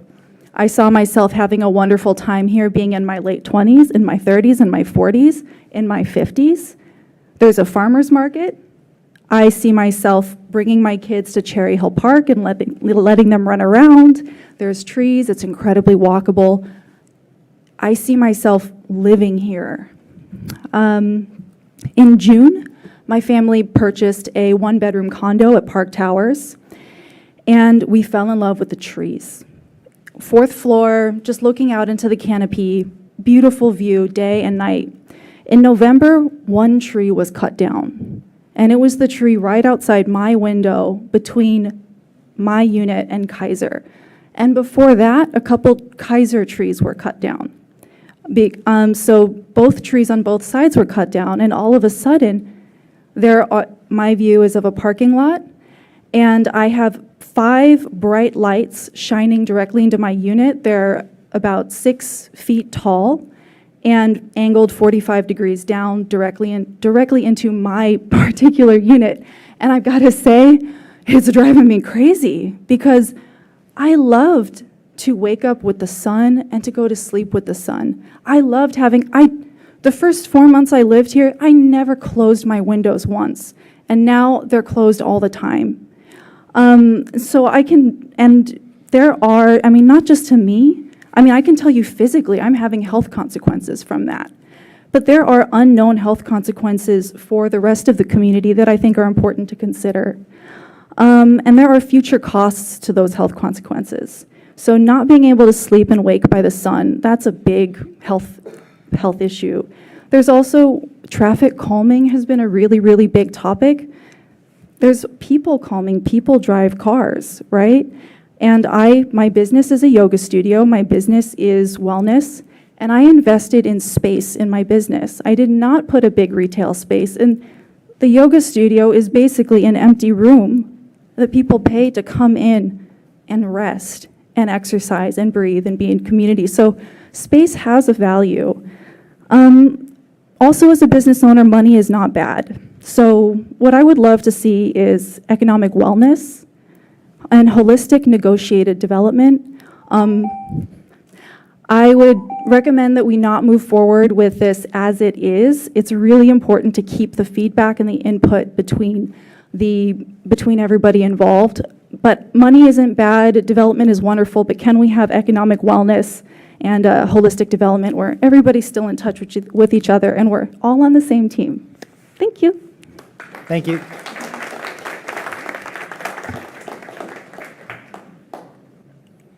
That's all the slips I have. Did you Any from you, Mr. Stoddard? No, as a personal note, although I guess I will sort of excerpt a portion of it to say that the commenter was concerned about sort of the lack of engagement with, I guess, City Council as it was heading up to first reading. Okay, anyone who did not submit a formal slip to speak but still wants to speak, we'll just give that opportunity for anybody who changed their mind and decided, yeah, you know what, I do want to speak. Oh, I see one individual. Please come up, take your time.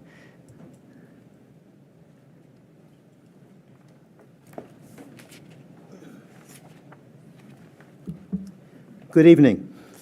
My name is Ray Vanderbilt. I live at 502 West Broad Street. A little history. I spent 30 years living in Arlington when it was just a little village across the river from D.C. After that became a mega city, I moved to Prince William County and watched traffic and pedestrians and building move out to my residence in Prince William County. So I decided to spend the remaining years here in Falls Church, the little city. I moved here specifically because it was a nice environment, and we decided that it was a good place to spend whatever's left. Now, as to the issues on the T-zones, I don't see the T-zone as a transition, but rather a tall building operation. To me, transition means relatively difference between residential and commercial. But from what I gather in the specifications for the transition in this proposal is buildings that are nearly the same height as commercial, occupying the same amount of footprint as commercial, with no concern about parking, no concern about water issues, which Falls Church has many. And I think that all those conditions need to be included in anything that goes forward regarding changing the zoning rules. In my particular situation, we have a stream running under our building. If the building adjoining us is allowed to build without no qualifications, no specifications, what is going to be the question of increasing the problems of water? Parking. The city is desperately in trouble with parking, but this proposal, as far as I can tell, has no concerns about parking. Build as they want means you have no authority, no consideration, no involvement in what goes up on that property. Please do not consider this proposal as presented to you. It needs a lot of revision. It needs a lot of look at by the people who are going to be involved. Thank you. Thank you. Okay, anybody else who wanted to speak who didn't sign up? I see a hand up. Come on up. Thanks. I'm Peter Markham. I live at 200 North Maple Avenue in Park Towers. Our building fronts onto Park Avenue. I'm an avid cyclist, and I was heartened by the beginning of this session when the young people gave a cycle plan for the city. I'm very encouraged by it. Unfortunately, our end of Park Avenue is a section I would no longer cycle on because of all the traffic that's been brought on by the business across the street from us. And they've been allowed, the owners have been allowed to use on-street parking rather than pay for their own parking lots. I can't help but feel that Park Avenue would become much less bicycle accessible if this T-zone were to be implemented. Park Avenue is probably one of the very few through streets east-west in Falls Church that is still somewhat safe for cyclists. So I would have to argue against the T-zone. Thank you very much.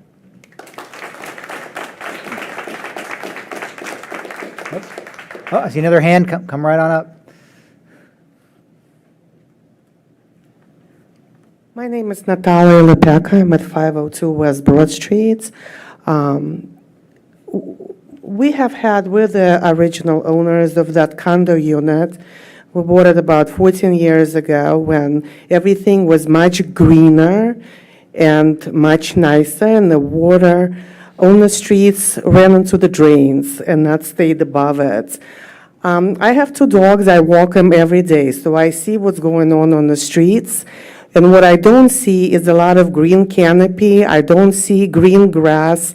I just see buildings, and now you guys are proposing for more buildings to come around. Well, where is that green space? Where are there more parks? Where is it for people to walk around? There's really not good areas to walk around, even on Park Street anymore. So please, instead of proposing buildings, tall buildings, why just not create more canopy spaces, more greenery, more playgrounds for kids, more, so neighbors can come together on the streets and talk to each other, rather than more cars, more pollution, and less space for people. So I'm against the proposal. Thank you. Come on up, come on up. Yep, so one hand over there, come on up. Hi, Laura Nelson. I also live at 200 North Maple Avenue. I was really excited to hear about the T-zone proposals because I think it's very important that we do have additional development in those spaces. However, I'm also really concerned about the by right building. I think that's a really bad idea that we have definitely benefited, like with Founders Row.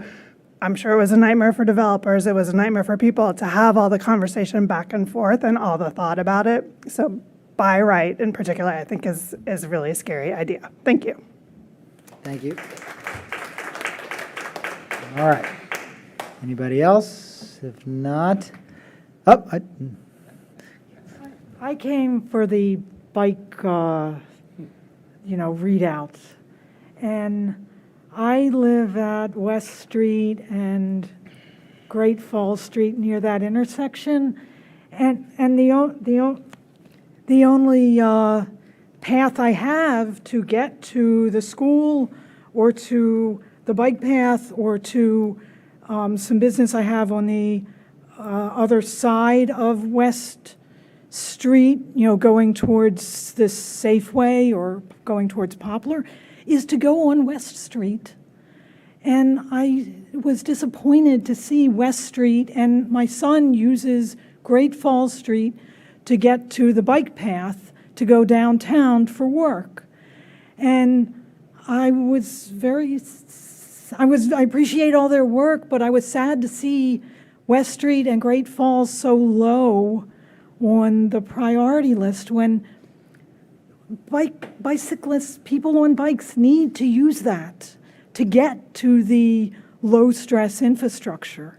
And I also, as I was walking up Great Falls Street tonight, I saw they're digging out a sidewalk, and I fear that they're going to do one of those bump outs, whereas mostly there aren't cars there, and we can take Great Falls like it's an unprotected bike path, but we're out of the lane of traffic, and if it's one of those things that, those bump outs, now you got to go into the traffic lane. And it's scary. And that's what they did on West. They, when it is a bike path in Arlington on the other side on West and on Fairfax on the other side, there's bike path there.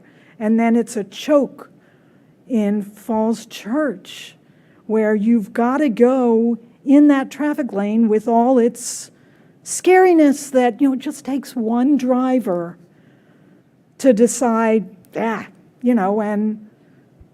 a lot of them are going at 30, even though it's 25. And I'm, the person who spoke and they said they were hit by a scooter and a bike, and she survived. A lot of bicyclists don't survive being hit by a car, and pedestrians either. We don't survive if they're going 30. Thank you. Thank you. Okay. Any other public comment?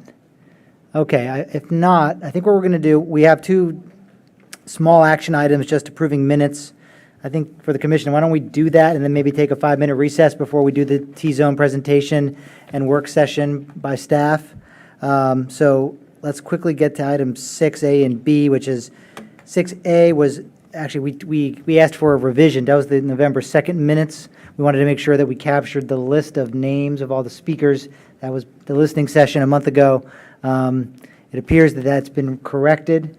And so if there are no other comments by my commissioners on those minutes, I'd look for a motion to adopt the November 2nd, 2022 minutes as they were revised and I corrected. move we adopt the November 2nd minutes as revised. Second. Motion and a second. Any discussion? All those in favor of adopting the minutes as revised, say aye. Aye. Any opposed? Okay, that carries, and the November 2nd minutes are adopted. So now the November 16th minutes. Any comments, revisions, corrections on those? It was a shorter meeting. Okay, if not, then look for a motion to adopt those minutes. I'll move that we approve the minutes of November 16, 2022. I'll second.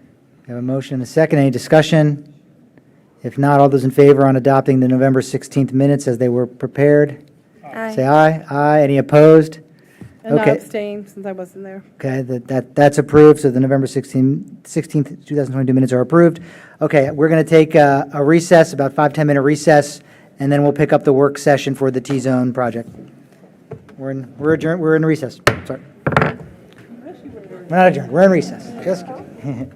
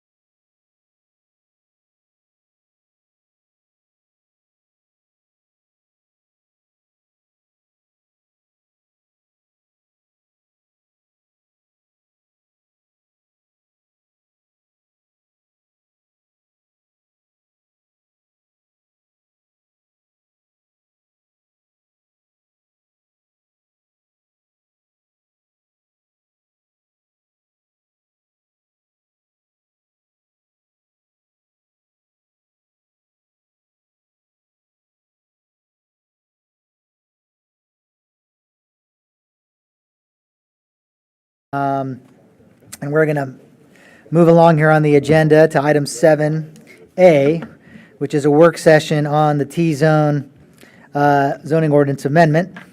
I think this is not our first work session. I know it was mentioned this is our only work session. We've actually had some others, but we had a meeting on it back in, I think in September before the listening session, but this is kind of the next iteration of that.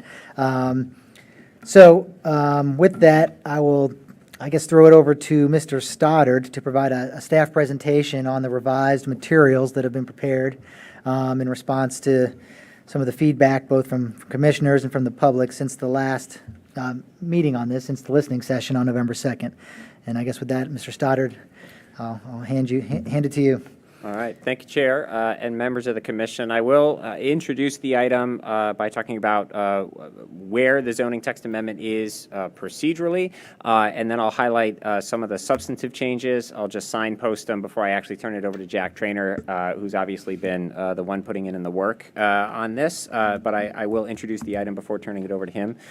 So just procedurally, what's before you, not for action tonight as a work session item, is a zoning text amendment. So you all know this, but it's a change in the rules of what can be built where and in what manner. That was referred out by council, as was mentioned earlier tonight, in May of this year. Since then, I'm on line 426 of the staff report, Jack, if you want to jump to the timing section.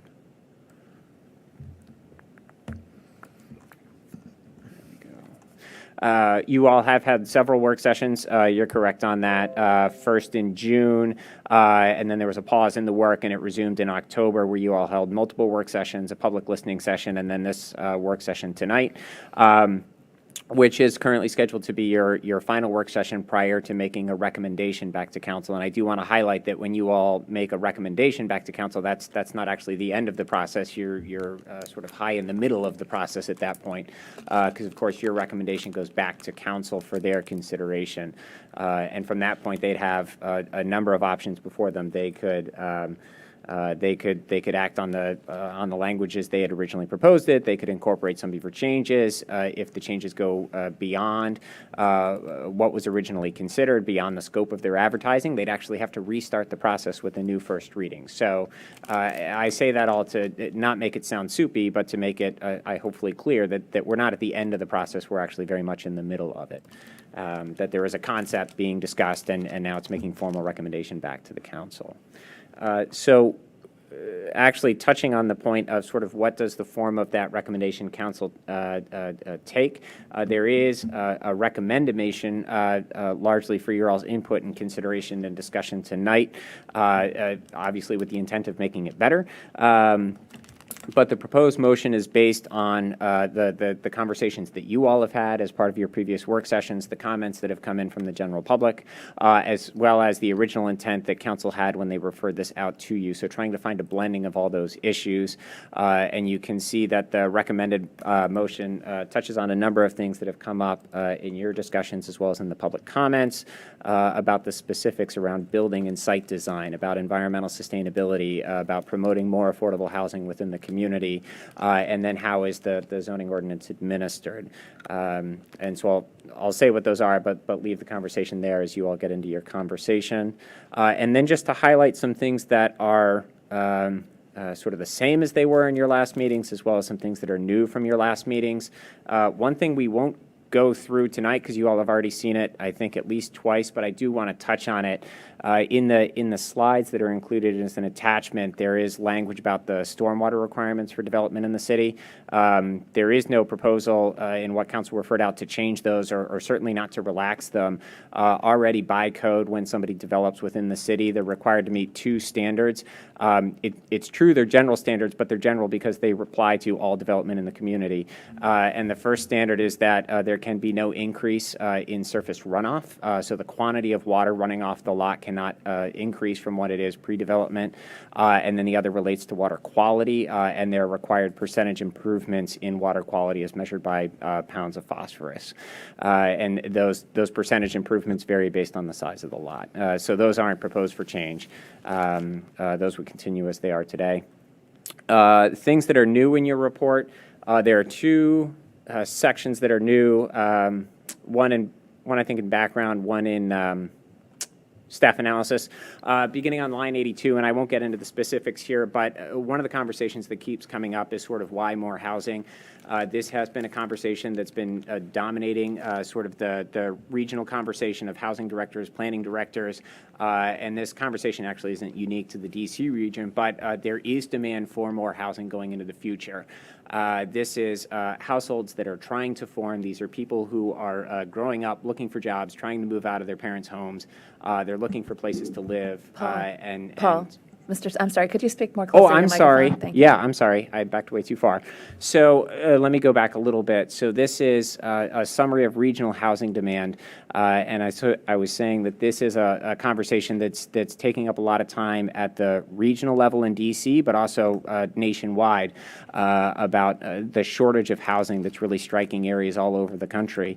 And this obviously has an impact for that next generation of households that's trying to form within the region.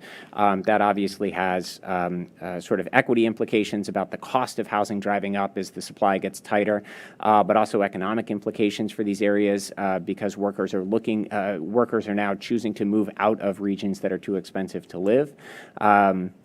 And so there are a number of issues that come with that, or sort of environmental concerns. If they can't build where there's transit available, they're going to build where they have to drive.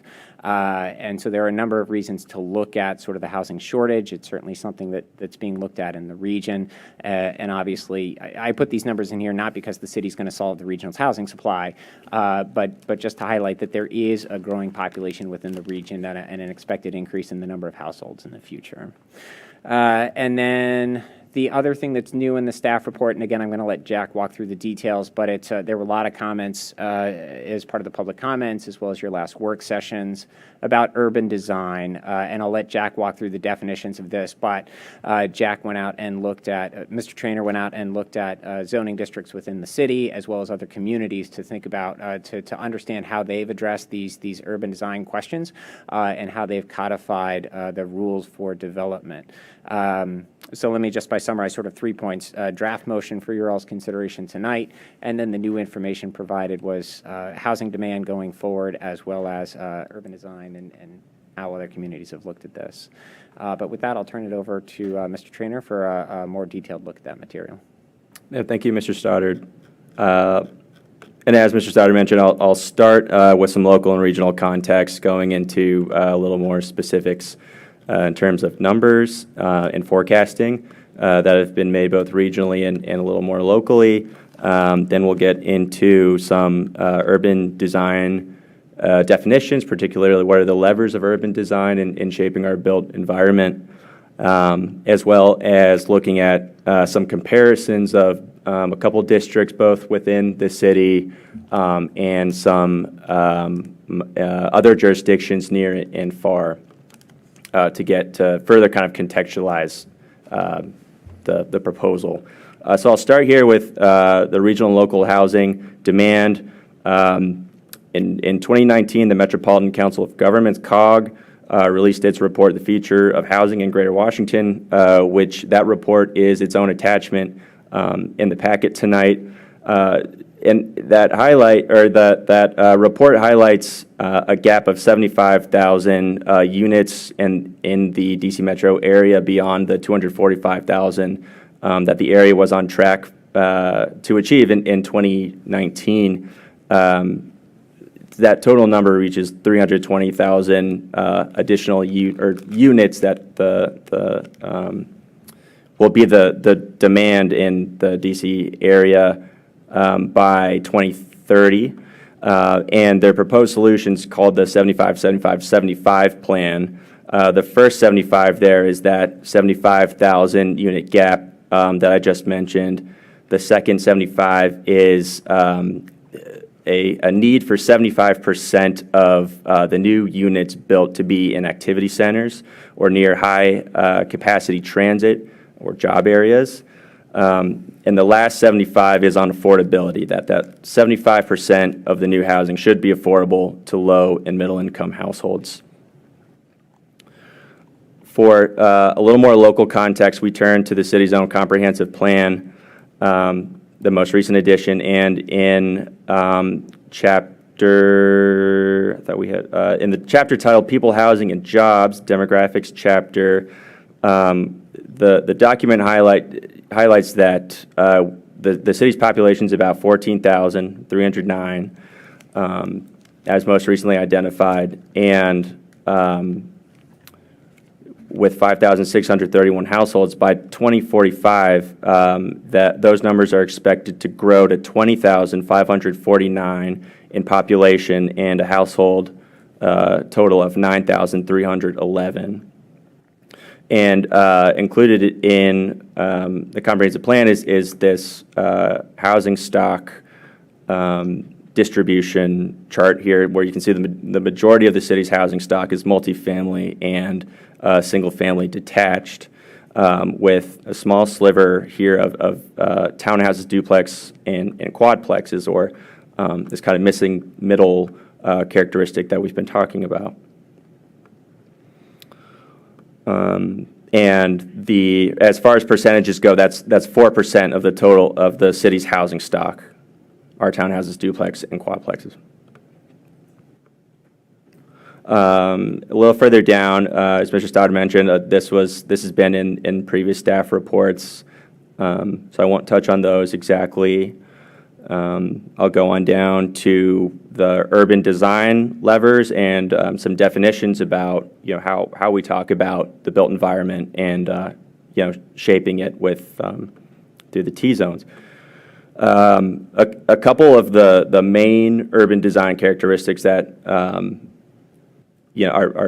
crucial are lot coverage restrictions, or the percentage of a zoning lot that's occupied by a building, the setbacks, which are the minimum front, rear, and side yards that a building must have between its walls and boundaries of its zoning lot, height maximums, just self-explanatory, but restriction of how tall a building can stretch, impervious surface limitations. Our city code defines that, or impervious surface, or impervious area, as an area covered by hard surfaces such as structures, paving, compacted gravel, concrete, or other man-made features that prevent, restrict, or impede the downward passage of stormwater into the underlying soil. Tree canopy area, which the city defines a covered area as that which falls within the drip line of any tree, vertical line extending from the outermost portion of the canopy to the ground. And floor area ratio, which is not as prominent in the city code, but other jurisdictions do base some of their urban design around floor area ratio, which is a density measuring tool. That is the ratio building area over lot area, effectively measuring how dense a lot or building is. Okay, with that in mind, I'll talk now about a couple zoning districts that staff compared, a couple of which, again, are in the city, like the cluster residence and the townhouse residence district in the city, and then comparing those to how those look to a couple other jurisdictions. The cluster residence district is meant to bring some housing diversity other than single-family residences. Some principal uses include those that are in R1A districts, but they also allow for duplexes and townhouses, those of which are dictated by the townhouse district zone itself. Here's a table of what those urban design levers are in the district, including a 20% max gross site lot coverage, 50% total, including parking, max height of 35 feet or 3 stories, 20-foot side and rear setbacks, and a 25 front setback. Additionally, there's a couple notable development conditions that the RC includes that I want to highlight, which includes that any RC zoning district must have at least one side contiguous to land zoned other than R1A, R1B, or OD. That dwelling driveways cannot open directly onto the public street except where such street is a local street. Side and rear boundaries require 10-foot wide landscape buffer strips, and that parking lots need screening mechanisms from the public street and adjacent property. Here's an example of an RC district. It's on the 200 block of Little Falls Street, right around the corner from here, across from the community center. The next one I'll run through is the aforementioned townhouse residents. The townhouse district is exclusive to townhouses. There's no other conditional uses in there. Density includes no more than 8 contiguous units or no more than 4 units in 8 contiguous units, and no more than 10 units per acre.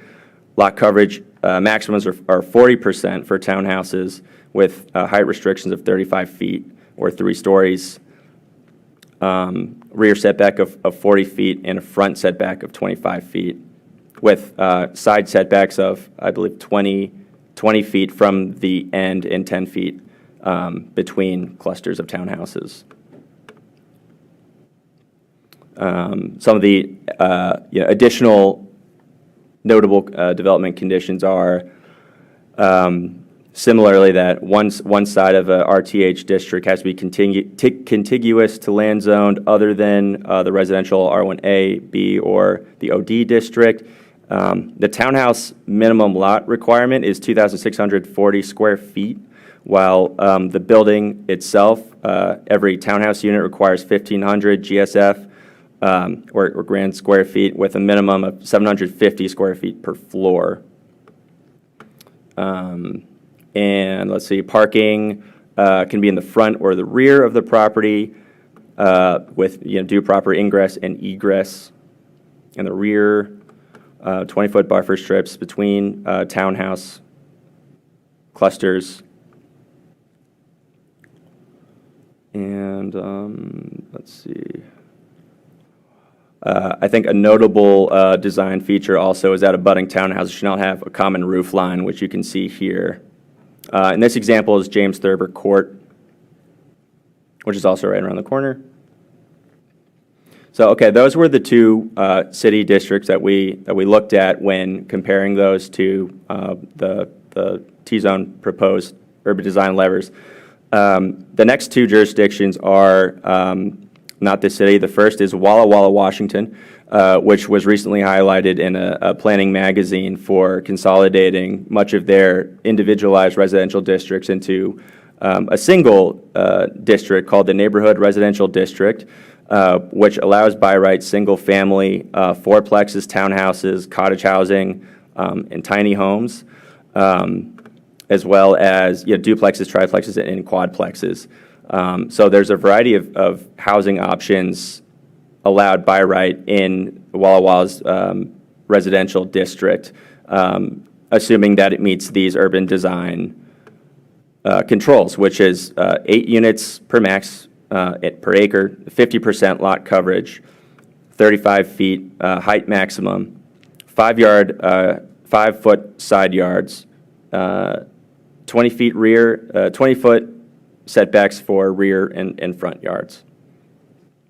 I also want to note that corner lots in Walla Walla have 2 different criteria, the primary and the secondary, which is important because they're subject to different setback requirements. So the primary front yard would be subject to the 20-foot, but the secondary identified front yard would be subject to shorter front yard requirements.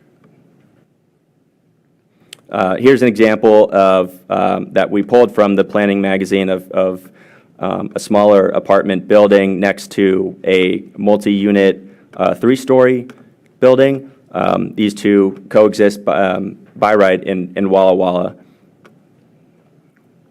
under their neighborhood zoning district. The next one we looked at is the commercial residential neighborhood district in Montgomery County, or the CRN, as I'll refer to it. The CRN is the CRN is part of a suite of residential districts within the zoning, the commercial residential family. And there's two others that allow, have greater urban design levers. The CRN is stands for neighborhood. It has the smallest, kind of most compact restrictions compared to the other CR districts. So we thought it most appropriate to compare to transition zones as it's kind of neighborhood scaled. The different housing variety allowed in the CRN are detached homes, duplexes, townhouses, apartments, and mixed-use buildings.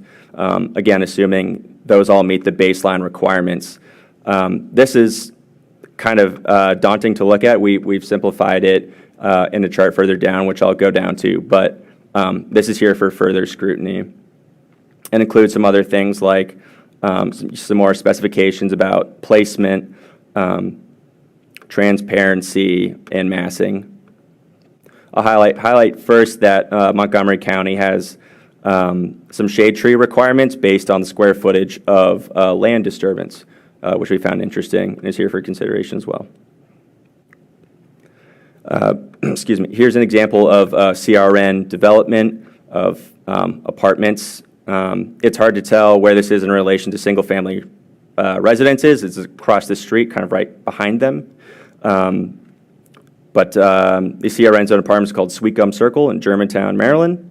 And they have a height maximum of 65 feet and FAR of 0.75. And I just highlight that because Montgomery County uses their zoning map to kind of spot zone different FAR depending on every kind of unique location. So there's no blanket FAR. There's maximums and limitations, kind of sliding scale of FAR, sorry, which I thought I included here, but there's no kind of one dense or blanket density restriction.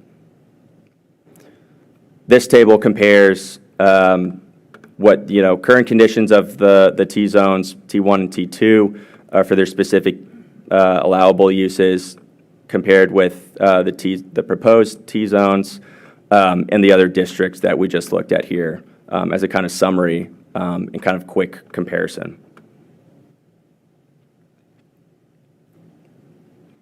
And that concludes that portion.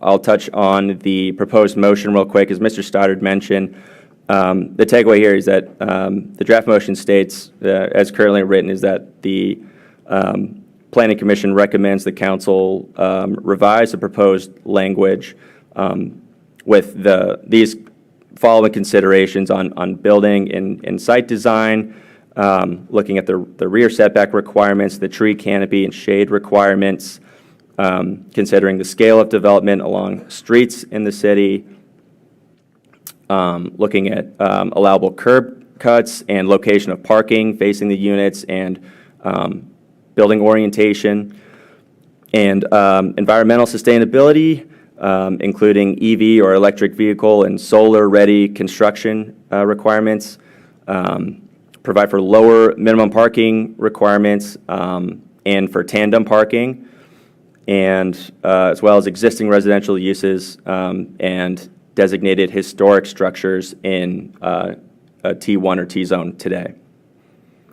The last two are mention affordable housing, including an AMI-based definition of the affordability requirements for development in a T zone.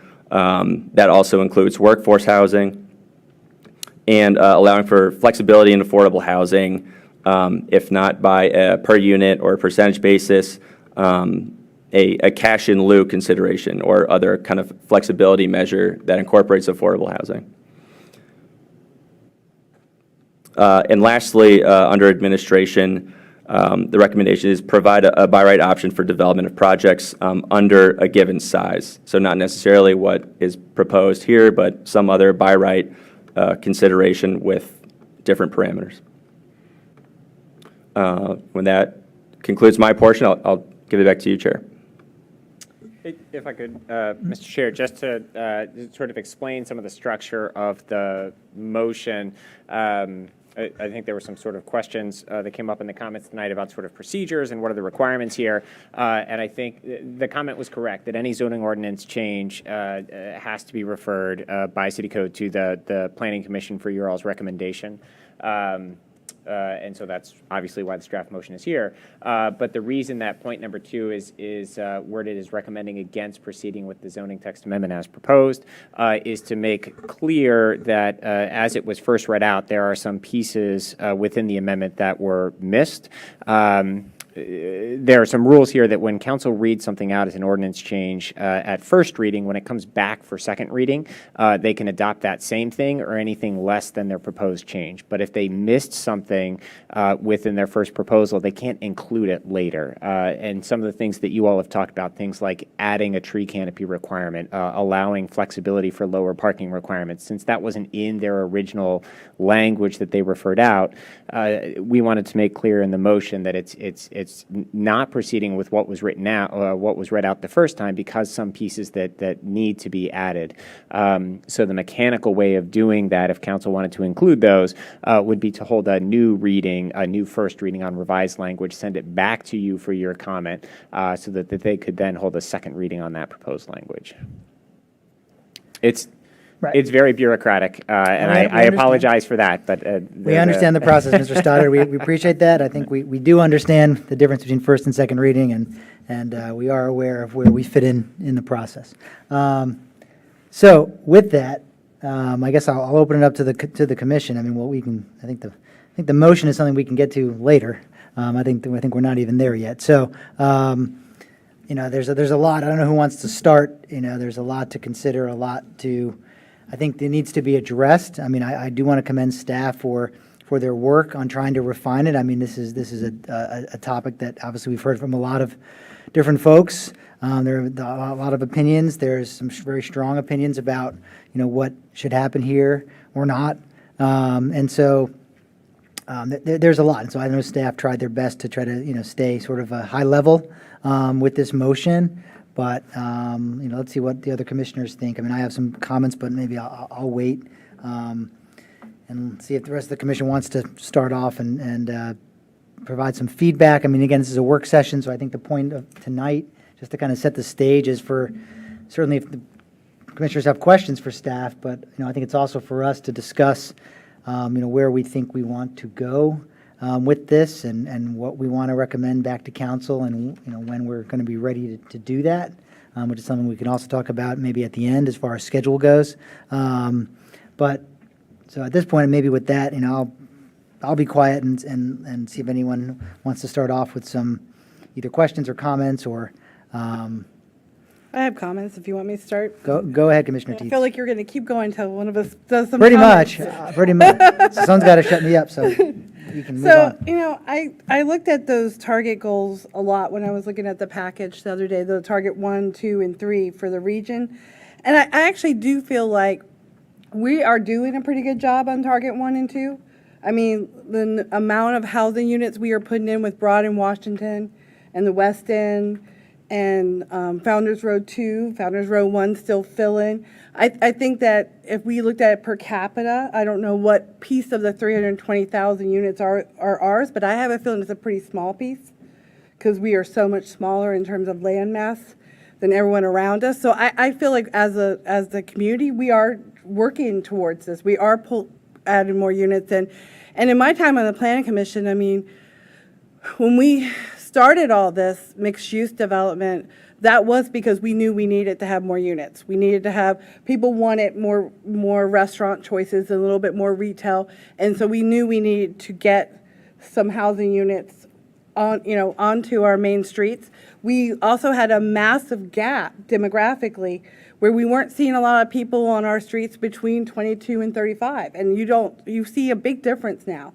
You see a lot of younger people walking around, going from Space Bar to Solus to down to 4Ps, and so my own son who came out of college and moved to Alexandria is now living in the city for the first time. So I mean, I think we've had some real strong goals to make that change, and we've done it, and we have a lot more people downtown. We have a lot more robust places to go. Someone said Rare Birds. earlier, Redbirds, it's always full of people. But so is Starbucks. And so is both of the Starbucks. I mean, we have a lot of people out doing things. So I think in terms of target 1 and 2, I think we are working hard towards it. I think our failure is target 3, and I think that's the affordable housing. And I think that's because our attempt to try to do a few units here and some there, and sometimes they only last for 20 years as affordable, and we do a lot of higher level AMI, like 120% AMI, which is like workforce affordability. We don't really have a lot of very, very affordable stuff except for like the Fields. Most of the garden style apartments, older apartments, which were affordable, are becoming less and less affordable. So I think that if there was anything where I think in terms of those regional targets, it's number 3. And so I'm going to put that to the side because this is not what this project's about. This is about that missing middle. And I looked up the definition of missing middle, and almost all of them are more centered on townhouses, duplexes, quadplexes, triplexes. And most of the examples you guys are showing us are these rectangular, like condo apartment buildings that are like 4 or 5 stories. And so I kind of feel like we're missing the missing middle. That really what we should be trying to do is make it easier to build townhomes and quadplexes and duplexes. And I've never seen a triplex, but that'd be kind of cool. You know, like I'd like to see us do more of that and not be talking about, because most of the examples are small apartment buildings or small condo buildings. If you were to say to people in the Broadway, there's going to be a 28-foot limit on townhouses and there'll be a row of townhouses behind you, I don't think they would feel near as constricted than a 5-story building behind them. That's really a very small, it's a pretty massive apartment building for that piece of property. And I know someone mentioned something about like we don't need all this grass and who's going to picnic on grass, but we do need the trees. Those trees they lessen polluted runoff, they reduce heat for the city, they fight air pollution for us, they lower energy bills, they dampen noise. You know, when you have less trees around you, you will hear a lot more noise. I live on a hill above Route 7. I can tell the difference in the winter when the leaves are gone. I can hear much more noise around me. I can hear the metro train too, which I usually don't hear in the summer because I have a lot of trees around my house. So there's just a lot of things about trees that are very, very important to quality of life. And I know I like to walk on the streets when there's a tree between me and the cars. I like to walk in the shade with my children when they were younger because there's only so much sunblock you can put on a toddler. And, there's just things like that I think we have to, that stuff is very, very important. And I think my final comment is really just that I am not a big proponent of motions where we have to have so many items. We have 10 items added on to this. We're saying, sure, go ahead, but can you fix this and this and this and this? And I've never been a big on that. When I see a motion come before me like that, I always think it's not ready. There's just too many pieces. And I think that this is the problem with this. I think it's too blunt.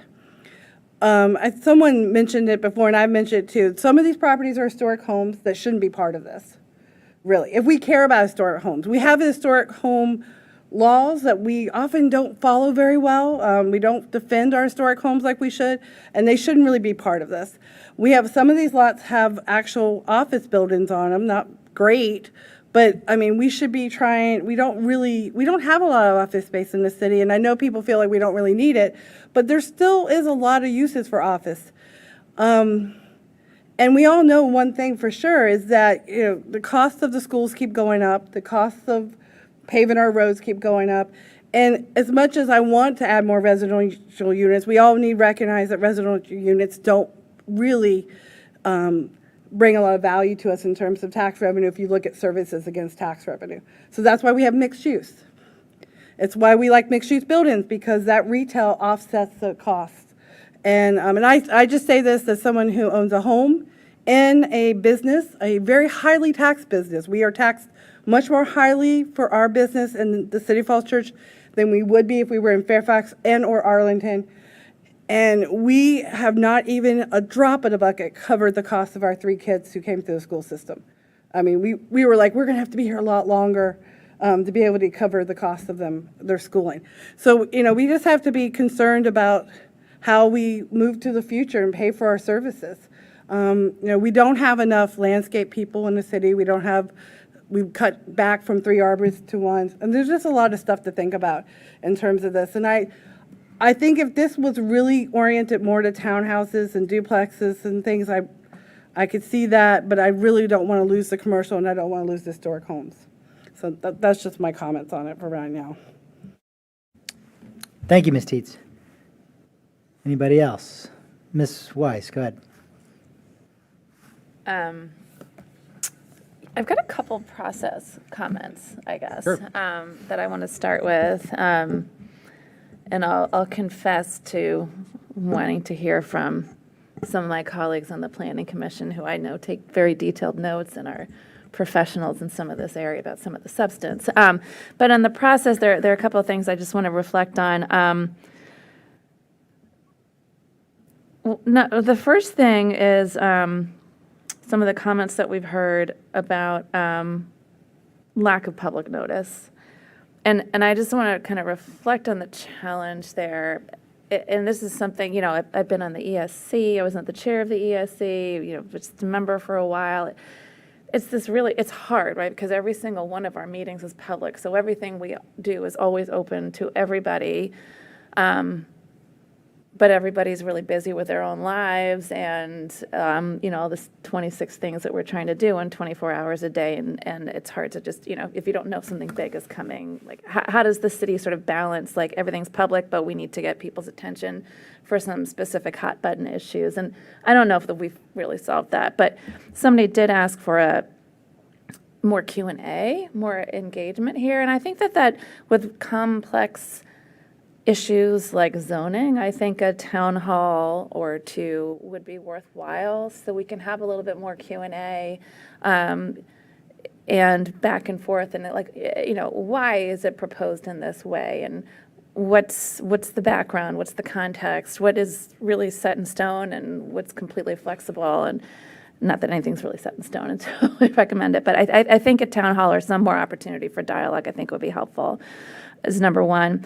Number two, we haven't heard from the developers yet. We talked about that last time. I think it'd be really helpful to hear, and we've heard a lot from many residents who would be impacted. I'd like to hear from developers, like what's possible, what's attractive, what is the, what's feasible, viable in these areas.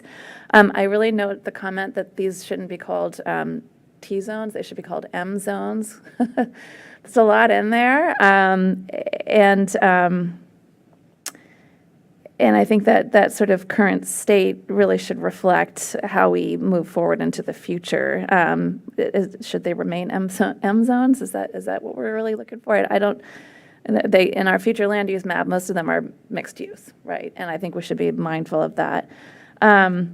The one other piece on process I wanted to flag is that very often in staff memos and various topics, we've had like a little bit of a background section on here's the process, here's the Planning Commission's role, here's the City Council's role, and that wasn't here, and I didn't really catch that, in the prior, but I think that kind of, just for the full package and the public discussion, I think that's just sort of helpful grounding and for everybody who's getting engaged in this, like why are we doing it this way?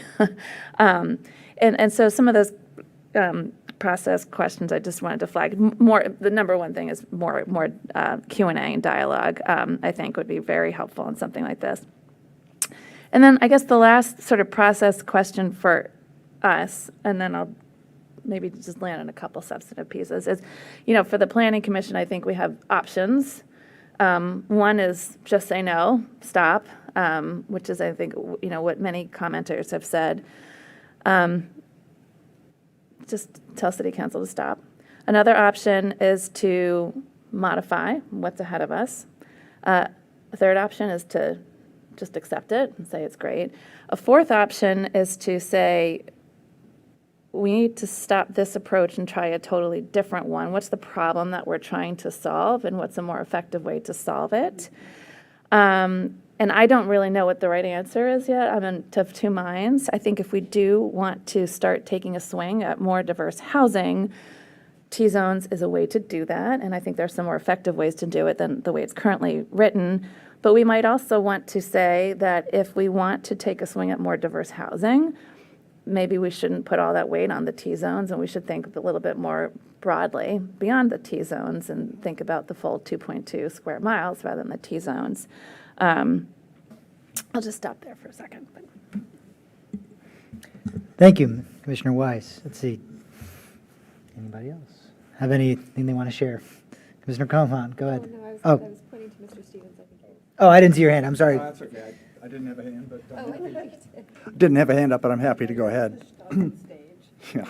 So I think what we're trying to do is provide some input to Mr. Stoddard and Mr. Trainer to put together some type of a recommendation for whenever our next meeting will be. So I've tried to be guided by the comprehensive plan in coming up with some thoughts, and I've got some high-level thoughts and some specific items. I'll try to get through these as quick as I can because I'm really eager to hear what folks down here have to say. So first of all, I'd like to applaud the council for having taken up the issue of lack of development in T-zone so far. I think there's a lot of reasons why lack of development is not helpful to a community, but in our case, it's pretty blatant in the comprehensive plan, which calls for continuous rejuvenation of our built environment to enable a vibrant community. So when we've got a sector that's not developing, then that calls for attention, and I think that's what council tried to do. However, I would add that a better process, and this kind of couples on the point that Commissioner Weiss, I think you were making, that a better process for updating a zoning code for an entire district would be to start out with updating the comprehensive plan and the small area plans, which would, among other things, allow for public and board and commission input at an earlier stage. While the current T-zone code mainly addresses commercial uses, council's focus was really on expanding housing supply. Especially a type that is in short supply, and that's the townhouse and multifamily. And I thought the pie chart that you put in the staff report on housing stock really makes the case very clear that missing middle housing really is in very short supply in the city. And without missing middle housing, what we're going to have over time is just basically McMansions and large apartment complexes. And that's really not a type of community I think most of us would like to have. The comprehensive plan call for diverse housing stock for all income levels will be just empty words unless we take some actions to begin to make it happen. And I think that's what council has tried to do in the transition zone. And yes, higher residential density is better from a climate change mitigation standpoint. Development in the T-zones needs to, however, fulfill the role and purpose of transition between residents and businesses. And we can't ignore this, I don't think, without first changing the comprehensive plan. The main concern that I have with the council proposal is that it goes too far in encouraging development by proposing building dimensions that no longer serve as transition and would more than likely allow for buildings that are in line with development appropriate for a business zone. So I think our recommendation back to council should be for more modest changes to the transition zones to make sure that we're encouraging development that still functions as a transition. So specifically, I'd like to see lot coverage around 60% versus the proposal for 80%.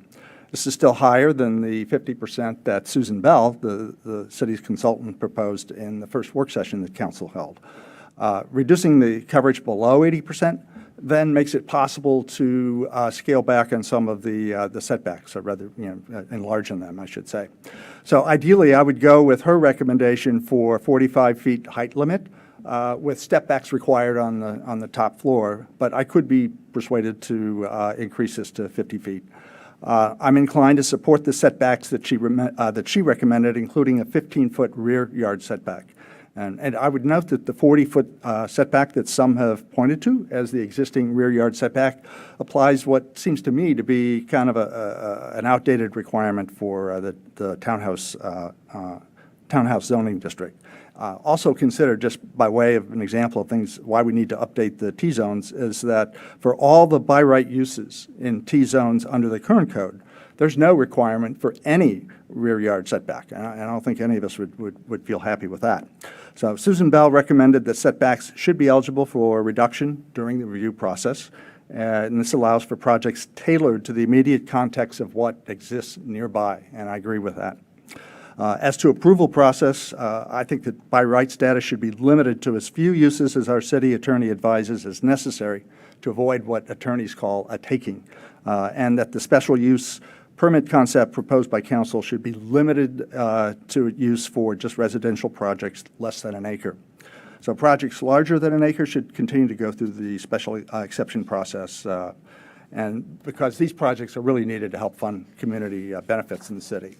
So on-site parking, I think most of us here would probably go along with reducing the current requirements, but given that council has an overall review of parking minimums in mind, this may not be something that we have to take up at this time, other than perhaps to point out that parking requirements should be reduced. With the adoption of a special use permit process, I think that would give us the ability to merge the two zones as staff has proposed and avoid the need for multiple T-zones. And here again, I'm open to discussion with my fellow commissioners. I now agree that single-family and duplex uses can be prohibited in T-zones, as staff has recommended. This assumes that the city attorney agrees that they're not necessary as a by right thing. I would suggest that triplexes and quadplexes be added to allowed uses, although subject to the special use permit process. So to sum up, I think that our recommendation back to council should be that changes to T-zone should be more modest than the council's proposal, and that changes should be in harmony with the comprehensive and small area plans, especially regarding the role and purpose of a transition zone. So there's a lot of other issues that I could comment on, such as tree canopy, urban design standards, existing T-zone by right uses, total impervious cover, grandfathering of existing houses, but I think I'll hold off on that right now. I did want to, before I stop here, just to say that I agree with the staff provision for adding an EV charging capability, and I would add, in light of what we heard here this evening, something for bike parking as well. So I did want to thank the Housing Commission and the Urban Forestry Commission for their useful comments. Thank you, Commissioner Stevens. Let's see. Commissioner, Nope, you go, you're. well, we can go down the road. Commissioner Puentes, go ahead. I appreciate the comments from the commissioners. Very thoughtful, as always. I am glad we're looking at this for the reasons Mr. Stevens mentioned. I do think that the underperforming land is not good for the city, as you mentioned. It gives the illusion that it's open space. It's not open space in any way. It really doesn't serve the community very well. So I'm glad we are looking at it. I do think that redeveloping the land also does provide a lot of the benefits that we've talked about here. It does automatically result in better stormwater management. It gives us the ability to talk about some of the things we've already mentioned here today around parking and affordable housing and everything else. So I think that I'm generally in favor of moving forward with something. I'm struggling with trying to figure out exactly what kind of advice to give council now. I do think that, this issue of housing variety is the right thing. I really appreciated Mr. Trainer's presentation. I agree the pie chart was really eye-opening. We don't have housing variety. We have two types of housing with a little bit of townhouse kind of thrown in. It's not going to solve our affordable housing crisis. It's certainly not going to address some of the regional mandates or guidelines that we have, but I think it will go a long way. But I don't know quite how that fits in here.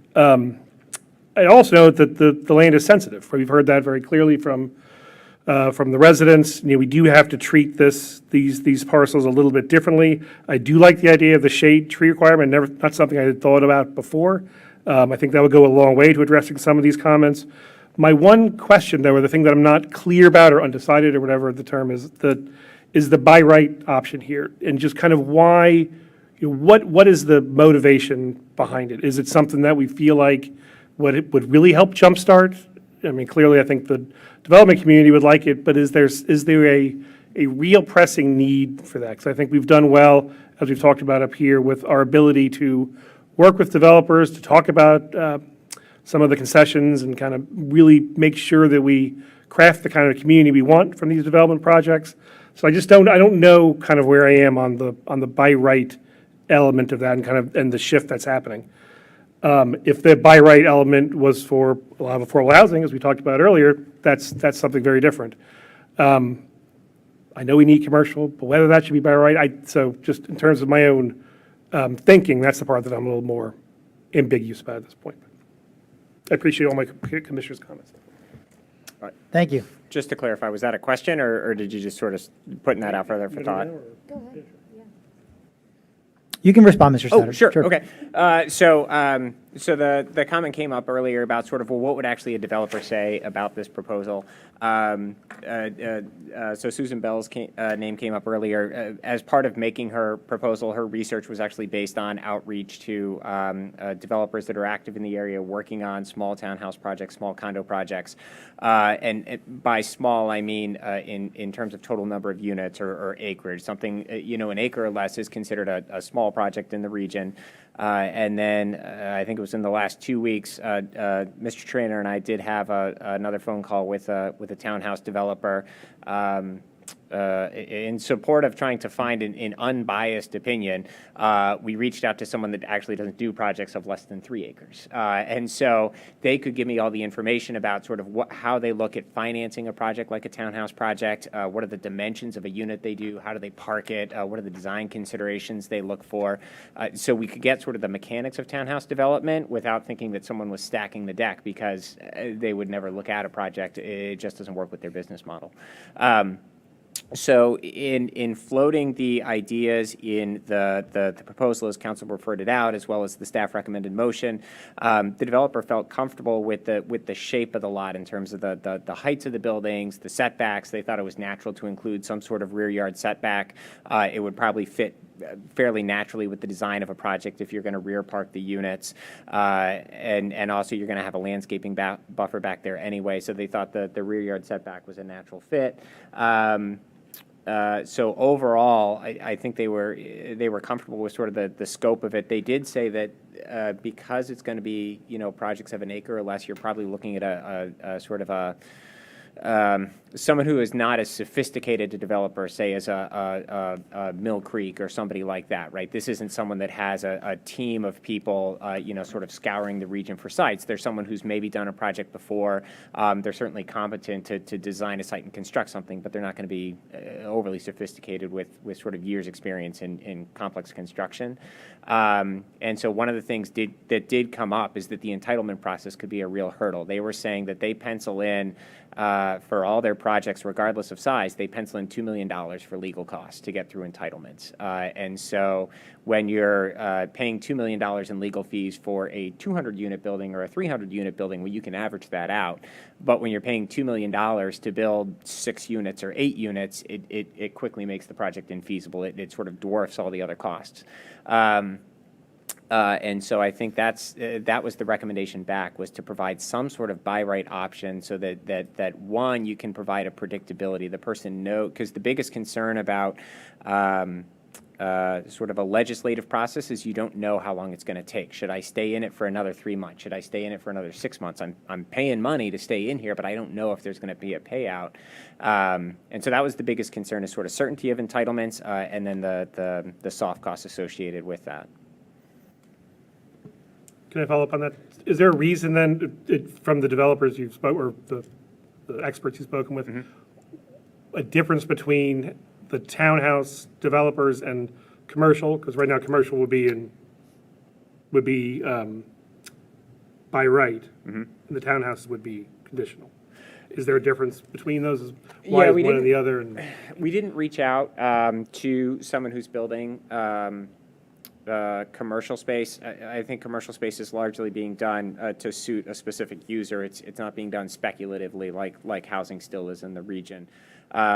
So we didn't reach out on the commercial side to get a sense of how that would work. Yeah, so I'll leave it at that, right? We didn't reach out to commercial developers. Largely because we weren't thinking of the commercial development as going through some sort of discretionary entitlement. Thank you. Mm-hmm. Go ahead, Ms. Comet.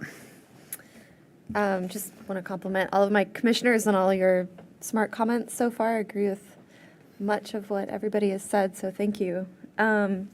I agree that I wish this process had started with what the community wants to see in T-zones. I feel like we've heard a lot about what they don't want, but I don't feel like I've gotten really much of a sense at all about what they do want to see here. I understand why our council refers out the max of what they want to do to us. They can do that and less than that, but they can't do more. But I worry that, sometimes some of the proposals will alarm the community.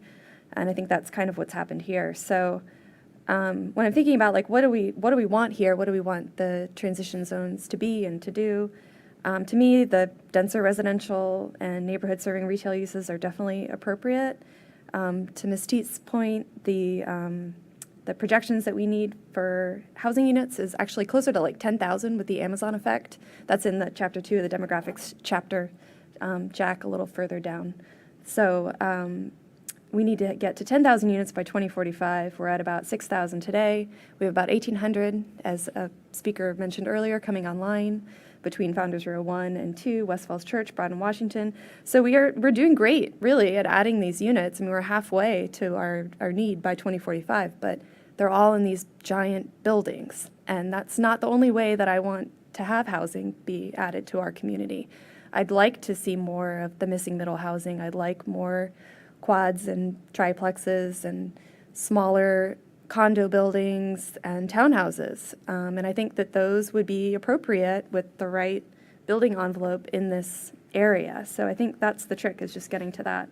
Also, just, bigger picture, I think Park Avenue is a great street already. We want more people to live on it, that people bring vibrancy, they support our businesses. And I think, encouraging denser housing, more housing diversity at a wider range of price points.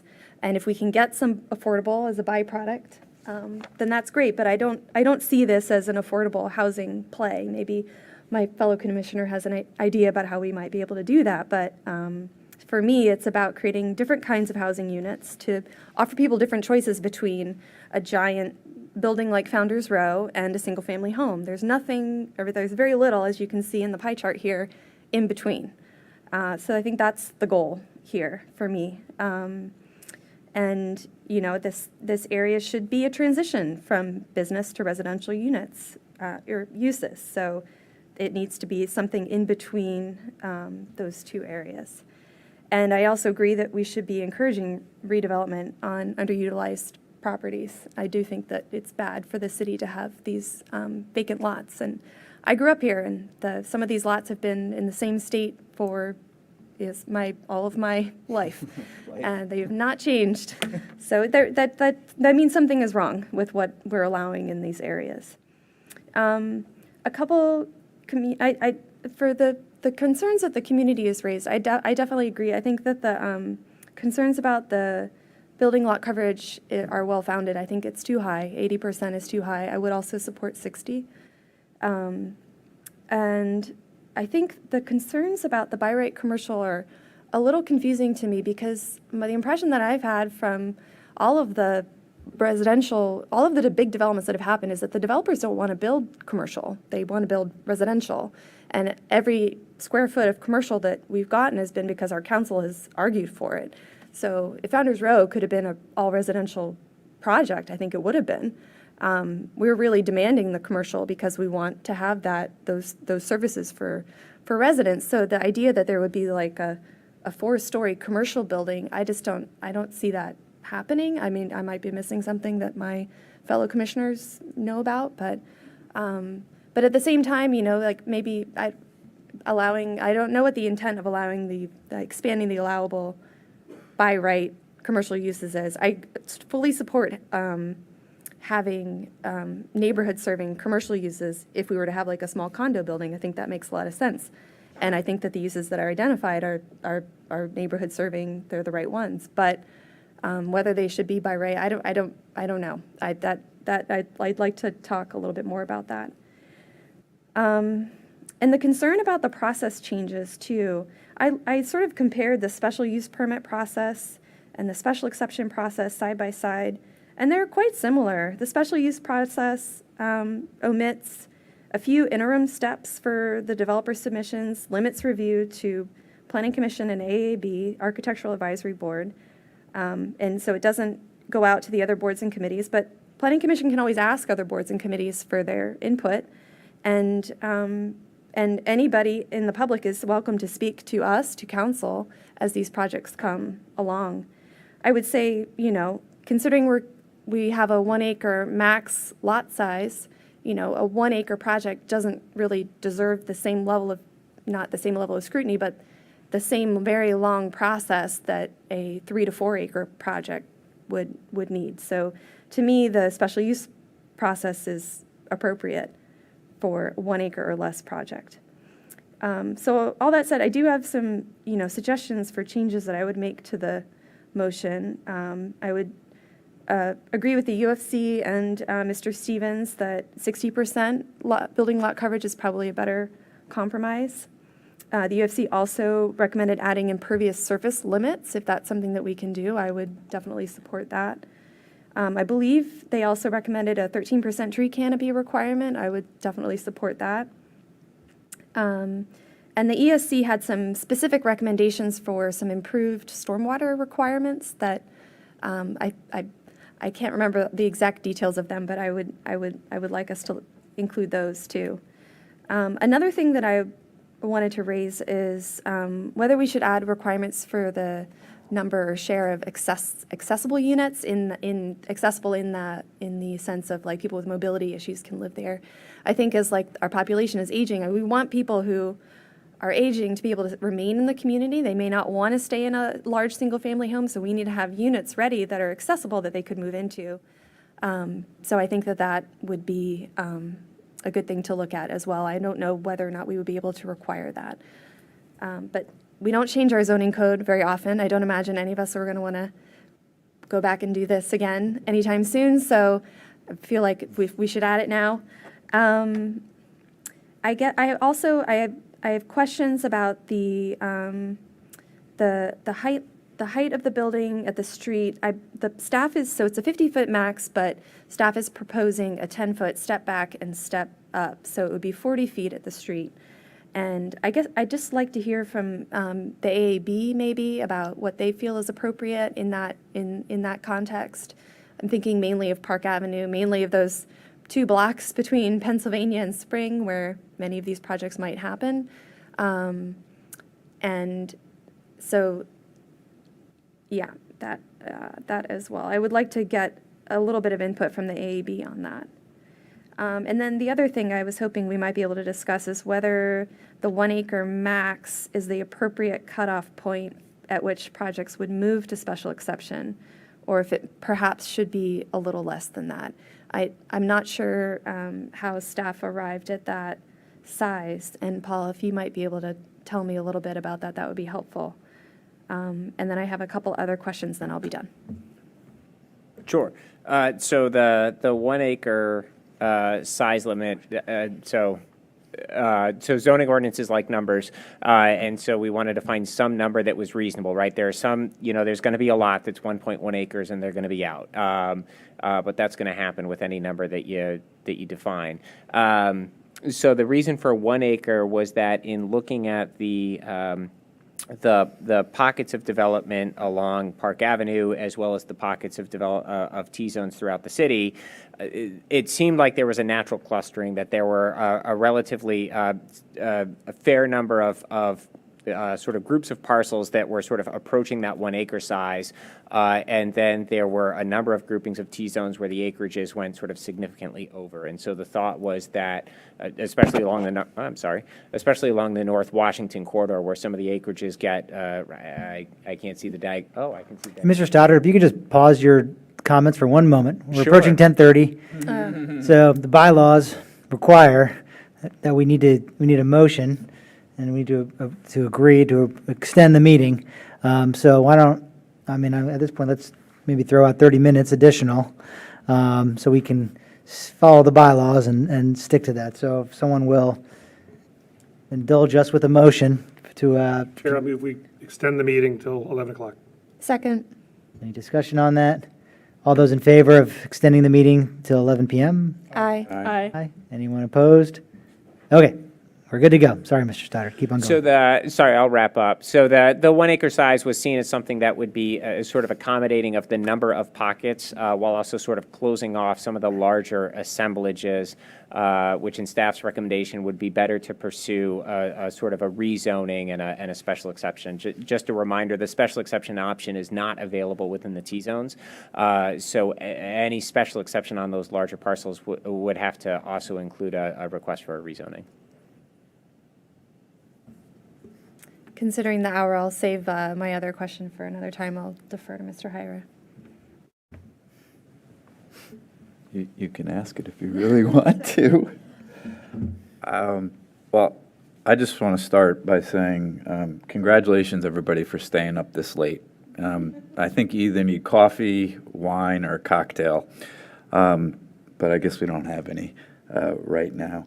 But more seriously, I mean, I loved the public dialogue and debate that we had tonight and that we've had on this issue for quite a while in the city.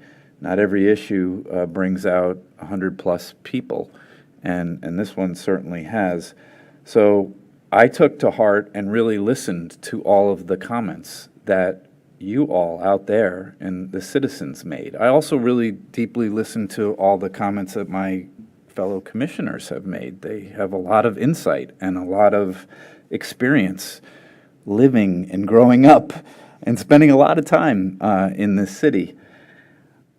And I think what I'm hearing is if we do these changes, we may get something, but if we do these changes, we are also sacrificing something. And I've heard people say they're going to lose their light. They're going to lose their beautiful scenery that they see, and we are going to get increased density. But that increased density could lead to greater economic development. It could increase our tax base and diversify our tax base. It could potentially bring in a new housing structure that we have very limited supply in our city. So there is something to be gained, but there is something to be lost. And so we've got to do this cost-benefit analysis. Is the changes worth it for what we're getting? Now, that gets to my point, that one of the things that people have talked about, Ms. Comont just said that she didn't think it was a part of this proposal, was there was a lot of talk about doing this change to stimulate economic development to get affordable housing or middle housing. I don't see that. I'm an expert on affordable housing, been studying it my entire career. It doesn't take much to look at this and to realize that we are not going to get affordable housing. And when I say affordable housing, I'm saying 60, 50, 30% AMI. I'm not saying between 80 and 120 AMI, which basically means people who make 80,000 to 120,000. I also, can we just go to the pie chart for a second? Because it's very informative, but it's also very misleading. The pie with the housing stock. It's the other way. It's the other way.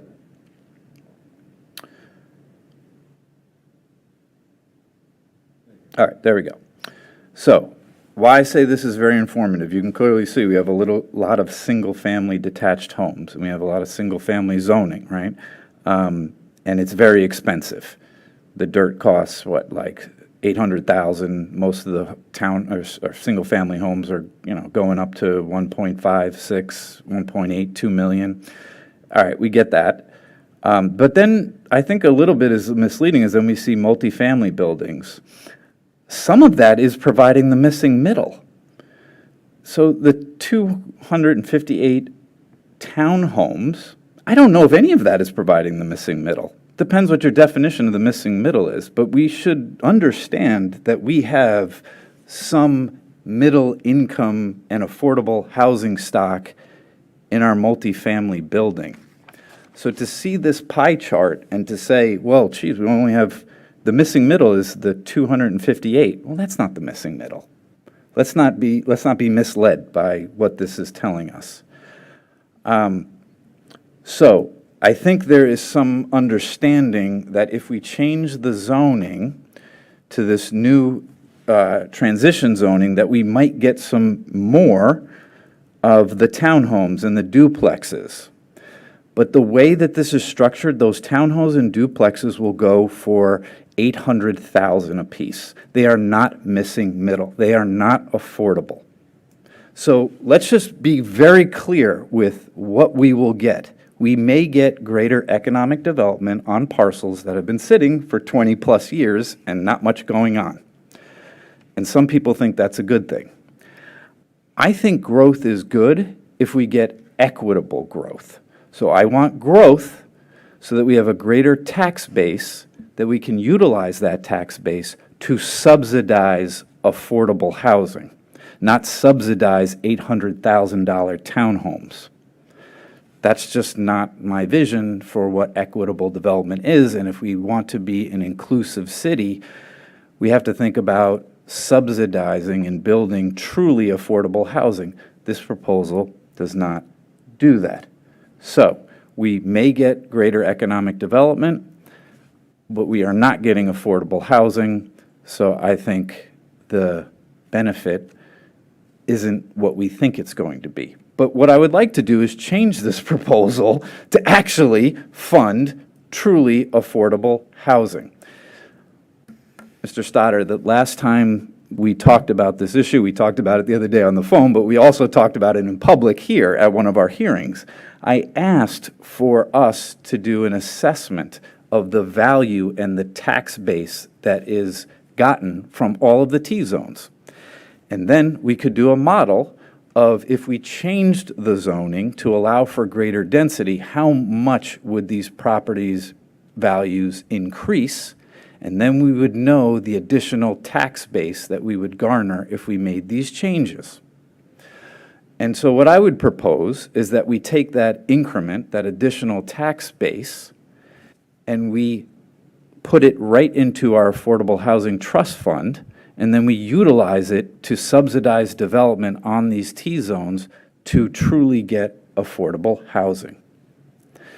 For me personally, I know for many of you in the audience, this is not a great deal because you're like, well, there's still going to be some greater density. I understand that. I understand we're giving up something. We might be giving up your views so that other people in this region can have access to this wonderful community. I think that's worth it.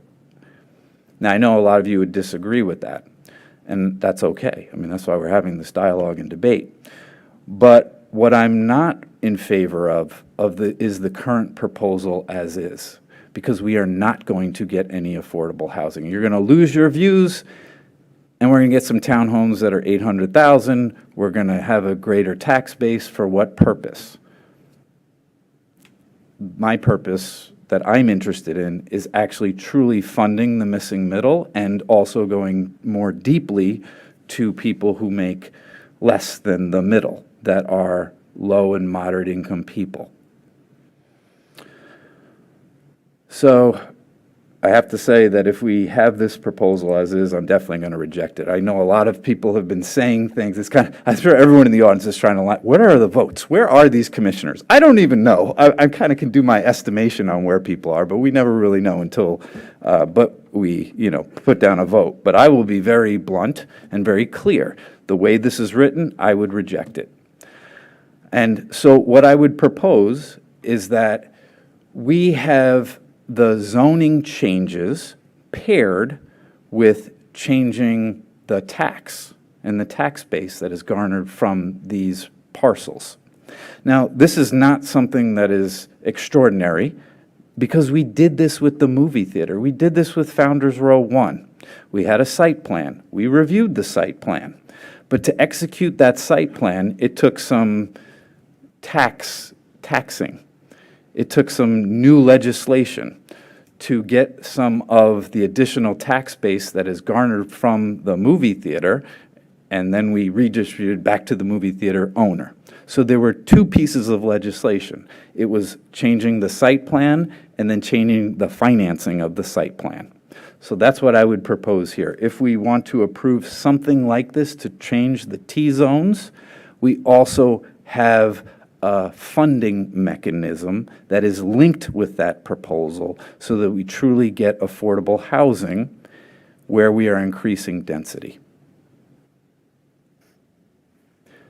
I don't expect everyone to agree with that proposal, but I just want it to be clear that this proposal as stands will not provide any affordable housing for Falls Church. So let's just be clear. It may stimulate economic development, it may bring some new townhomes, it may bring some more businesses, but it is not going to be equitable development. It's going to be development to keep our community affluent and exclusive. Those are all my comments. Thank you. Thank you, Commissioner Hyra. At risk of, I don't want to repeat what others have said. From my standpoint, and maybe I'll try to focus more on a kind of physical development design aspect. And I also have serious concerns about this project. I think I have from the outset. I continue to feel that there's a lack of consensus on what the true objective is. And Mr. Hyra and I may not agree 100% on what the objective should be, but I'm hearing also from him and from others the same type of, I think, concerns that, as proposed, it's far too blunt an instrument. It may stimulate development on sites that have not had that for many years, but as far as what we're going to get, I haven't heard what we're trying to achieve and if this will actually bring us that. And is that what the consensus of the community is? I think it's too broad. I still am concerned about the lack of differentiation in the ordinance between Park and 29. I think I've said this several times. This is not a zoning district that's mapped across a wide area of the city. It's mapped on a very finite number of properties. And I've said it from the beginning. To me, you don't have to be a planner. I happen to be one, but you don't have to be one to notice that the difference between the built form on Park is completely different than the built form and the environment on North Washington Street, which is kind of where the other cluster of these lots are. And I think it just calls out. I know there's been this sort of not knee-jerk, but there's been this kind of presumption that, well, it makes no sense to have T1 and T2. And I don't really care what we call it, and maybe it can be done in one zone. Maybe we talk about fronting on arterials versus not, but I think there needs to be a differentiation in what's permitted on Park and what's permitted on lots that have frontage on North Washington, or South Washington for that matter. There's a couple down there. So, and I don't see that here. I think as it's proposed, the lot coverage, the height, all of that is a little too dense, I think, on Park, but perhaps it could work on North Washington Street. And so, that's really what I see here as the problem. There was some talk about what the comp plan, kind of calls for here, and I think, this whole process, I think, didn't, start in a way that made it easy for us to navigate a zoning ordinance text amendment because we didn't have, I think, a clear enough guidance in the comp plan, for this specific environment, along Park and then in some of the other areas. And so in that sense, I continue to have concerns. I think as far as a process goes, I do think that the whether it's an SP or an SE process, that, again, I think the demand, I think the market is there, that I hear the concerns as far as, the entitlement process and the extra expense, but I think the land values are high enough that a special permit process would not be an impediment. And I do think it's important. I think we get a better end result. I think somebody mentioned, the community benefits that come out of the SE process. And I think that's something that's very important, and having the community input. So I also would want to limit by right to, the minimum, that would be to the minimum that we would want to allow, similar to some of our other zones. So, other things I think I would say have already been said by my fellow commissioners. The one theme I think I'm hearing from everybody is that we're just not there yet. I applaud staff for, doing the work and trying to come up with a kind of a skeleton draft of a motion here. I just don't think that we're there yet. And I don't know if we can be there in 2 weeks. frankly, and I've shared this concern with my other commissioners, I've shared it with staff. I mean, there's some practical issues as far as some commissioners not being here December 21st. You know, many members of the community may also be out of town, you know, a few days before the holiday. And so, but that's not really the main reason. I think the main reason is just we're not there yet. And I think how we as a commission can provide the most value to council and what our role is, I think, is not just to, you know, say council, you know, yay or nay, but I think to provide them more concrete recommendations on what we think should be in there and how they can improve it. I mean, I think we all acknowledge it's going to require, you know, another referral out. We get that. But I guess my goal would be that when that, if it gets to that point, if that does happen, that it's a lot cleaner at that point. And perhaps the next go around, it doesn't take as many, you know, long public meetings because there's been more, you know, it reflects the consensus. And so, but I do think, you know, our job as a commission is to provide the council with a higher level of recommendation than just kind of the high level suggestions that are in the current motion. And so, you know, that's where I'm heading.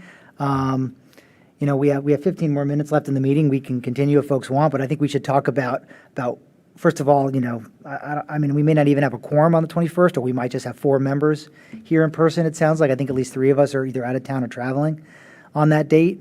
So, you know, there is the remote participation issue, but you know, regardless, I think we should talk about, you know, if a few more weeks, you know, maybe pushing this to late January, early February might be called for in order to continue to refine this and provide council with, you know, a really solid set of recommendations on what we think, you know, this needs to be. So, Commissioner Weiss, go ahead.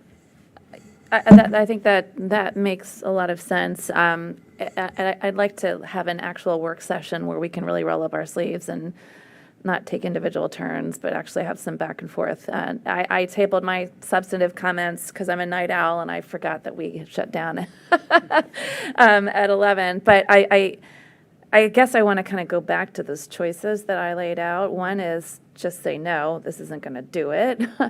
The other is, I think what the options that I'm hearing are, one, let's modify, let's give some concrete recommendations on how to change the T-zone specifically.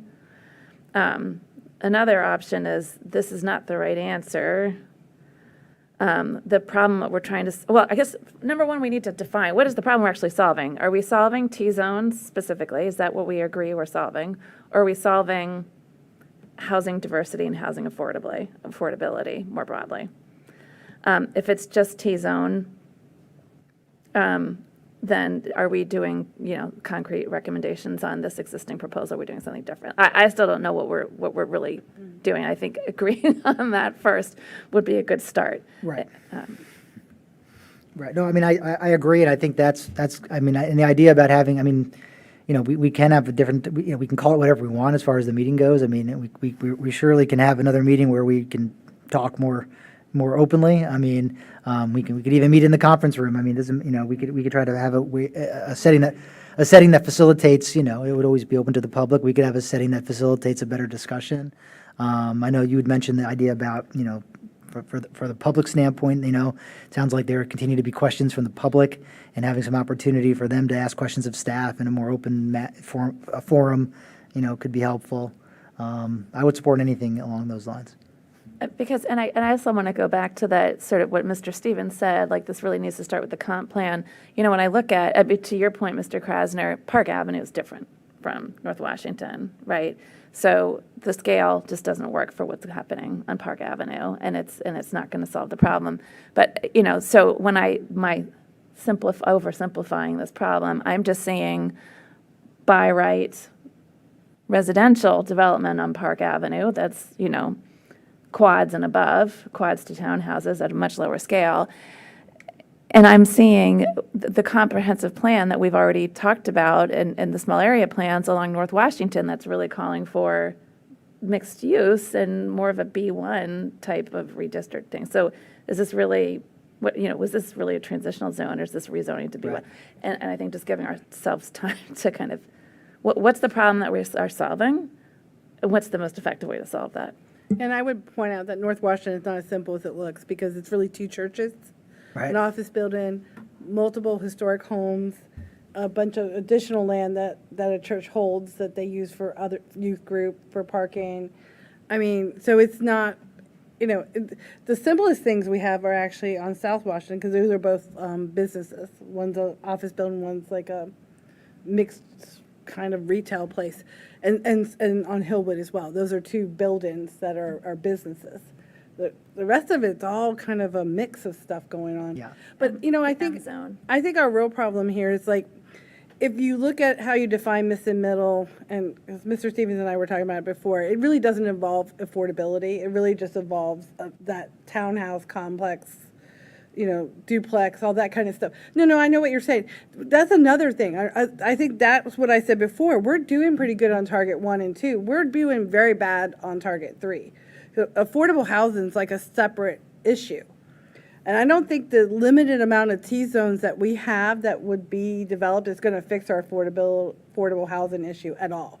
And obviously what's on the table right now is not going to fix it at all. It just gives us a few units here and there, just like we're getting right now and with the bigger buildings. So, so that's the question.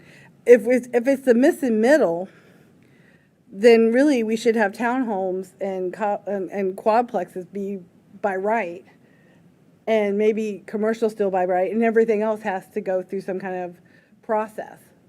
And that's because that's missing middle. We'll get those townhouses. But if it's affordable housing, then it's a whole nother thing where it involves funding. How do we fund that? So, I think that's, I'm not sure what we can do here because I feel like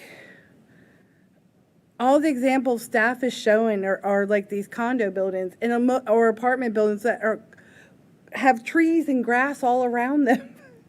They don't look like anything that we're actually proposing to be built. So that kind of, I think, confuses the issue too. So I think that's part of our problem. I think it really, what are we trying to do? Because if it's just missing middle housing, then I say that we make townhouses by right and quadplexes by right, and that hits that. And then we have to deal with affordable housing some other way.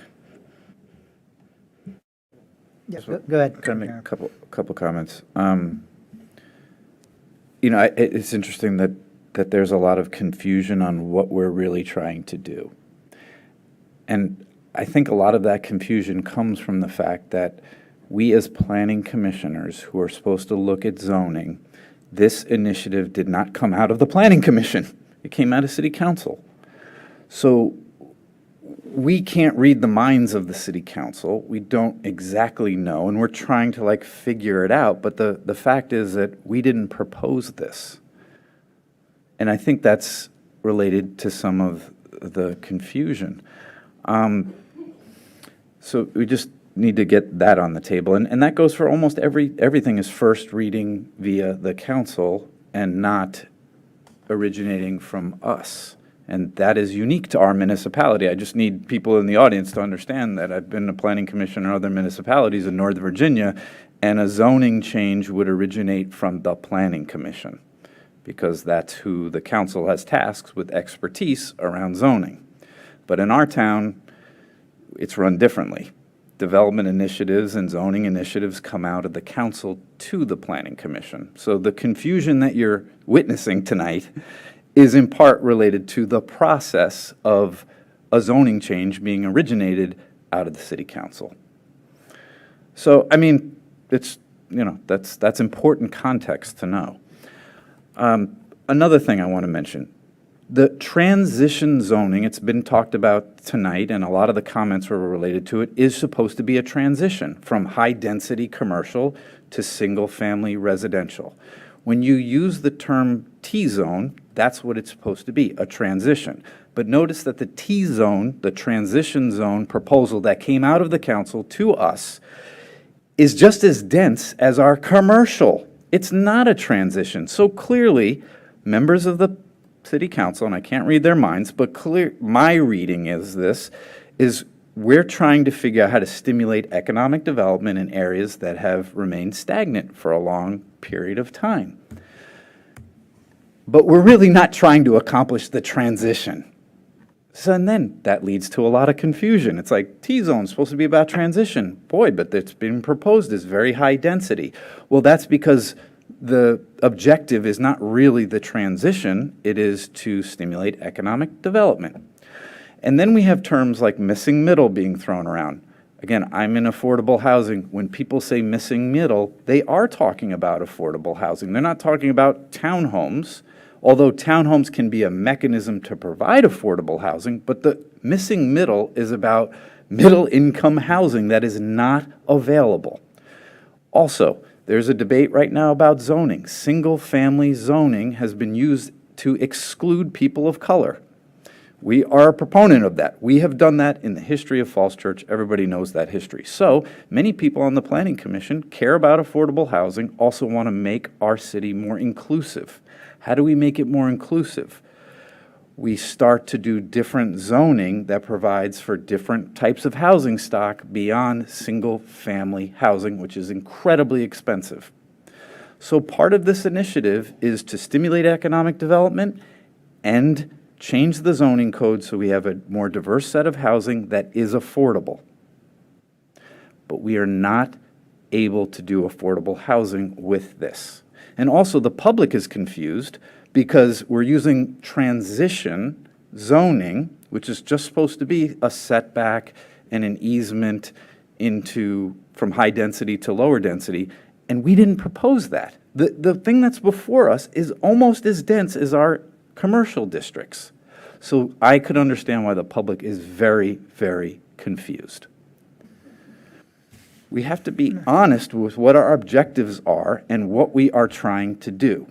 And if we are not, we are going to get very confused citizens and very confused planning commissioners, and I'm sure we have some confused city council members. Ones that are still here. Yeah, and we all want to go to bed. Exactly.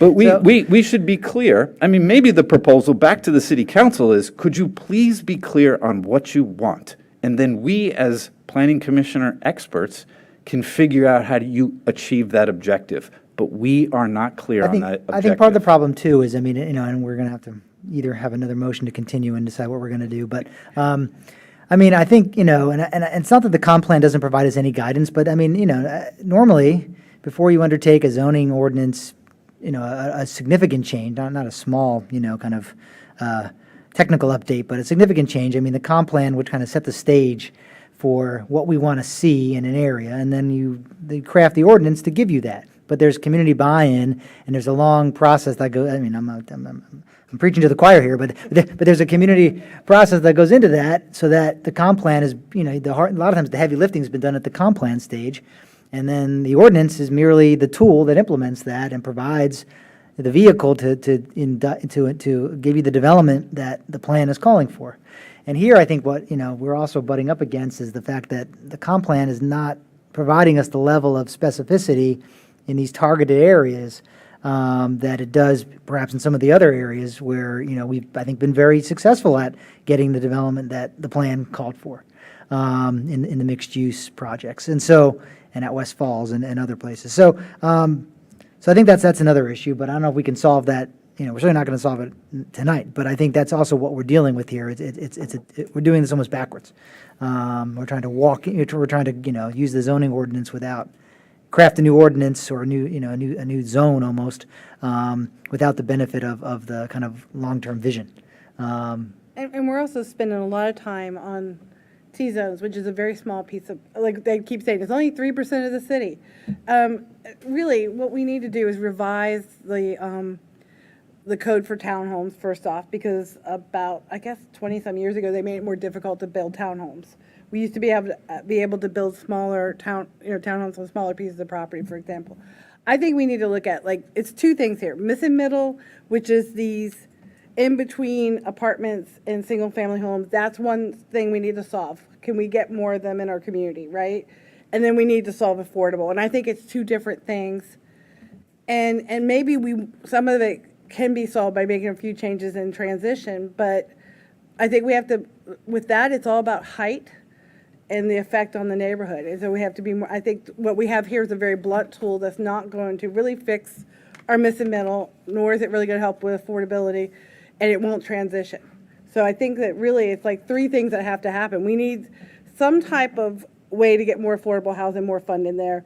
We need to bring in more townhomes and more of that missing middle housing, which is a defined thing, which has nothing to do with affordability. And we need to deal with affordability issues, which is terms of funding. Because developers are not going to fix our affordable housing issue. We have to fix it. Agreed. I mean, we're about to turn into pumpkins, so we need another motion to extend a little bit longer. I mean, I'd say like another just 15 minutes so we can chart out our next steps and, and table this until the next, another meeting. So we need a motion to I move we extend our meeting time to 11:15. second. Do we have a second on that? Oh, second, Yeah. sorry. Okay. Aye. Second by Ms. Teets. Any discussion? All those in favor, say aye. Aye. Aye. Any opposed? Okay, we got 15 minutes. So I think what we need to do in the remaining 15 minutes here is just talk about next steps. On the docket as of now is a public hearing and a recommendation in 2 weeks on the 21st of December. Schedules aside, I mean, I think we would have a quorum that night, but schedules aside, I mean, my preference, strong preference would be that we do not hold a public hearing on this on December 21st and that we push that back. It can't be our first January meeting. That would be too soon anyway, and that's also that's our advance and a kind of a reorganization. So at the soonest, it would be our second January meeting, which I believe is the 25th, Mr. Stoddard? If I could just interject, so public hearings do have legal advertising requirements, and so the legal ads actually, if you all wanted to have moved forward with a vote at your next meeting, the legal ads have already actually been placed in the paper. We can vote to defer it then. I mean, we'll have to. Correct. Yeah, Yeah. So that's fine. but- mechanically, I would suggest that you all sort of open the public hearing because it has been advertised, and then you all would have the option to either defer or to defer to a date certain. I'd like to chart out that date now if we could. Well, I so want- I'm a little hesitant to chart out a date just because we're looking at January 18th, which would be your second meeting in January as a listening session, a public listening session for the East End Small Area Plan, and we're about to release ads for that. And I wouldn't want to try and do both of those on the same night. So I think maybe you and I could, and then we're going to run into the CIP. So I wonder if you and I might meet sort of No, offline. I don't know about that. I'd like to give the public some sense of what our schedule is going to be. I appreciate your sentiment, Mr. Stoddard, but ultimately, the commission we'll have to reprioritize. And I Sure. understand staff, but we're going to have to. I'd like to get some. Maybe other things have to move, and that's and depends on what the priority, I guess, of the commission is. But that's my preference. I think I'd like to have some idea of where we're going while we're together here tonight, considering that we all might not be here on the 21st. So, I mean, how do others feel? I don't want to monopolize the time. But anybody?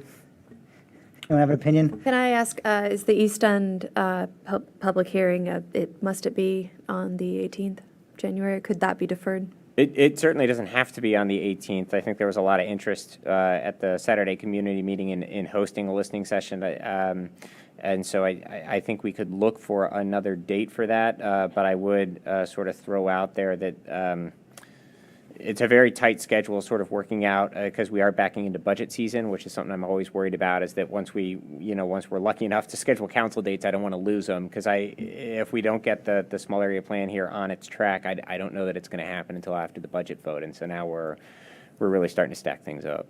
Yeah, no, I mean, I appreciate that, and we don't mean to like drop a bomb on staff's schedule, but I mean, it's unfortunately sometimes things get messy, and we have to be flexible in order to end up at the right result. It's better to get a good result than it is to stick to a schedule, in my opinion. And I just think practically speaking, there's no way we can stay on the current schedule. I mean, I think I'm hearing consensus from my commissioners. Oh, yeah, I guess what I was suggesting is not to try and move T-zones into a vote for the next 2 weeks, but we look for a slot that's available for T-zones. Right. That, I mean, that if but the East End Small Area Plan is already moving forward and it's got a sort of a, not a glide path, obviously, because we still have to do the listening sessions and the work sessions, but it's got a schedule. I don't want to risk a schedule for a project that's rolling forward. Right. I mean, that's fine, but I mean, are we talking February? I mean, I don't want to leave it open-ended, I guess, is what I'm talking about. So if you have that scheduled for January 18th, what's the first February meeting? First February meeting would be February 1st. I mean, how's that date looking? It's scheduled for your public hearing on the East End Small Area Plan. You guys could certainly hold a special meeting in January if you wanted to dedicate a sort of a roll-up-the-sleeves type of session. We could do that. specifically I to mean, if we can T-zones. find a date that works for people. I mean, I don't think, honestly, well, we'll see. I mean, I guess we have to wait till we have the listening session on the East Area Plan to see, you know, if how that goes and, you know, how long the public hearing would be. I mean, I don't know if it would be, it might be too much to have that plus another work session on this on the same night, but, and if it takes a special meeting, I guess we can look at. I think a special meeting would make me schedules. most comfortable, just because the other thing, right? So just sort of, just for sort of information on scheduling, so there's T-zones, the East End Small Area Plan, the CIP is coming up, and then also a zoning text review to make permanent outdoor dining provisions. So those sunset in late February. And so that's operating under a 6-month extension off of the emergency rules. So we're also trying to bring draft text for that to council as well as you all early in the calendar year. So there are a number of things we're trying to balance in the schedule, and it may be sort of the best way to achieve these. What about, I mean, so what about like a special meeting? I'm just throwing a date out Yep. here, just try to be practical here. Like Wednesday, January 25th. I mean, could we have a special meeting that week, you know, where we don't, I mean, I know, I'm looking at my commissioners, I know it's more meetings, but if is that a possibility? I know we have to get the room, or we could meet in a different room. I mean, it's, you know, I mean, I don't really. Yeah, the room wouldn't be a problem, and I think sticking to a Wednesday is a good idea. It avoids the most conflicts, and a fourth Wednesday is probably easiest, given that other boards and commissions actually moved to the second Wednesday to accommodate your all schedule change. So I think a fourth Wednesday would limit conflicts. So do we want to target, I'm looking at my fellow commissioners here, a special meeting to have a kind of a, we can call it whatever we want, a more, you know, a work session, but yeah, you know, as someone said, a roll up your sleeves kind of work session on this. We used to have our work sessions down at the table, which is actually more conducive to work sessions. Just- Sure, yeah, we can sit wherever, you know, any room, a conference room, whatever, you know, whatever would work. But, so yeah, I'm open to all those ideas to have a good conversation on that. So, but January 25th, does that date seem to work for at least enough of us to have a critical mass? Seems like I see heads nodding.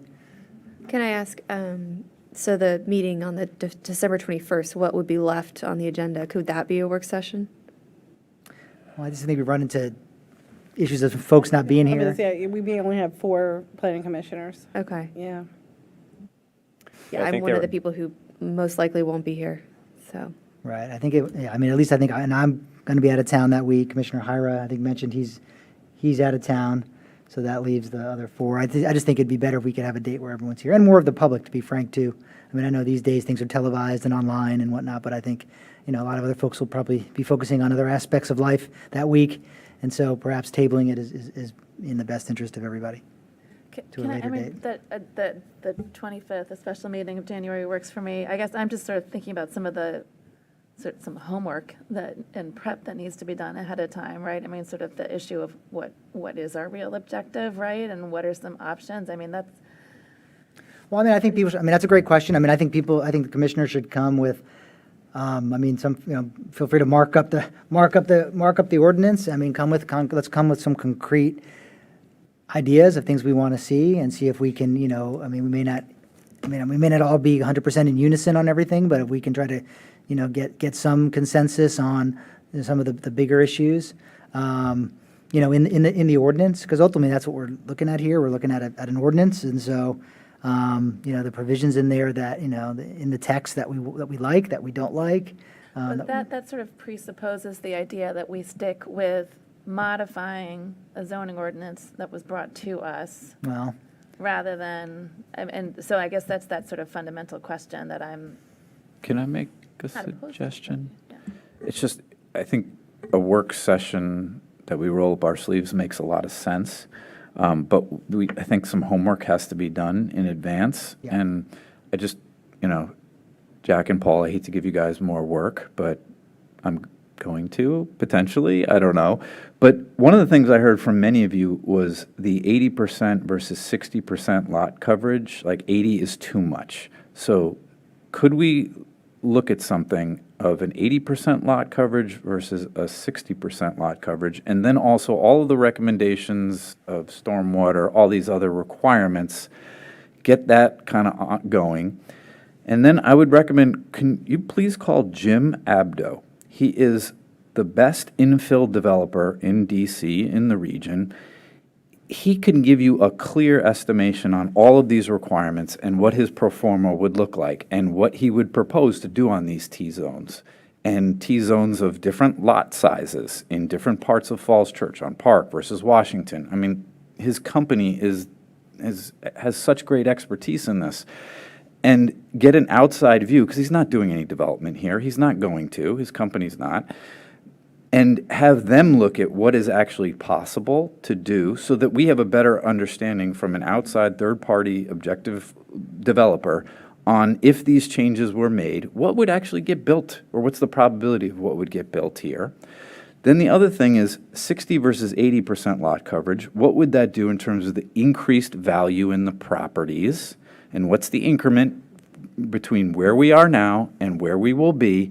And then we can figure out how much money we have to play with to potentially inject in terms of an incentive to actually get affordable housing built on these properties. So I think if we had all of that information, that would be somewhat sufficient for us to have a real conversation about what concrete recommendations could we make back to the council.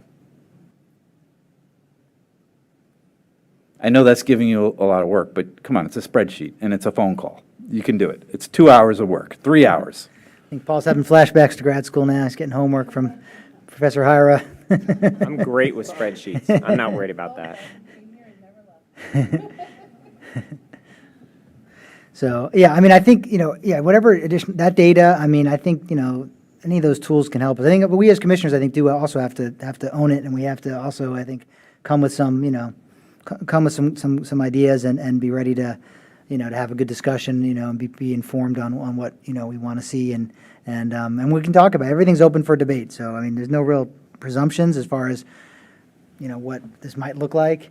And we'll see if we can try to, work out a consensus. I mean, I don't expect to have everyone unanimous, holding hands and saying, yeah, we all agree, but let's see if we can find a path forward. I mean, we know we're telling council we don't like what they gave us, but let's see if we can give them something that's actually going to be helpful to say, yeah, this kind of works, and this reflects what we've heard from the community, what we feel, might work better to achieve, what we think the council's looking to achieve here, and I think that's the best we can do. So does that kind of make sense, Mr. Stoddard? So January 25th for a special meeting, on this. It will be open to the public for those who are here, of course. So it'll be, everything we do is open to the public. And then we would look to have an action thereafter. I mean, as soon as you'd have to, I guess, what we can talk about, I guess, if we would defer that another, week or two to the next meeting, to, our next meeting or whatever, to have an action on that, based on the results of that work session. But that's, so where you say, I know we're meeting on the February 1st. If we could, if that would be maybe too soon, or you to turn it around, whatever we come up with on the 25th, or. No, I think we'd wait to see what happens on the 25th. There's essentially a 3-week lead time before you guys could vote on it, to provide proper advertising and notice. So I think we would wait to see what happens at that work session before scheduling anything for action. Okay, and that's, I'm glad to hear you say that, because I think we just would be kind of speculating at this point at best, as far as, what'll, a date for an action, but let's see how it goes on the 25th of January. So on the 21st, it'll still be on the agenda, but for those who are here, and I may log in remotely, just to see how my schedule works out. We'll call the hearing, but then we'll immediately move to defer it. And honestly, I know technically we can open the hearing and take more public comment. We can, I mean, the public can speak at any meeting on any topic, but I think I would look to not have a formal hearing that night and just push it, and take comment when we finally, get some consensus on what our proposal back to council is going to be. So, anyhow, okay. So with that, I guess, and I know we have other stuff on the agenda tonight, Mr. Stoddard. I think we're going to have to table that. The director's report, which is hopefully not, unless there's something really vital in the next minute you can tell us. Two things. One, many of you were overdue on your homework to turn in the service survey. So if you could do that, we can get those results compiled and include it for your annual advance. I always like to know how we can do better. And then number two, I would this is a request for some assistance working with your boards and commissions. I know you all are liaisons to many of the different boards and commissions. If you could give them a prod to make sure they submit their comments, their formal comments on the East End Small Area Plan. We're still waiting for several of those to come in, and I'm hoping we can get those in so that we can also make those available to you as part of the listening session. Okay. Thank you, Mr. Stoddard. And it's 11:14 and 50 seconds, and so I think with that, thank you for the public for sticking it out. Planning can be messy and difficult, and I think we're all kind of living through this, but hopefully we can get to a result. With that, I'm going to adjourn the meeting. Thanks, everybody.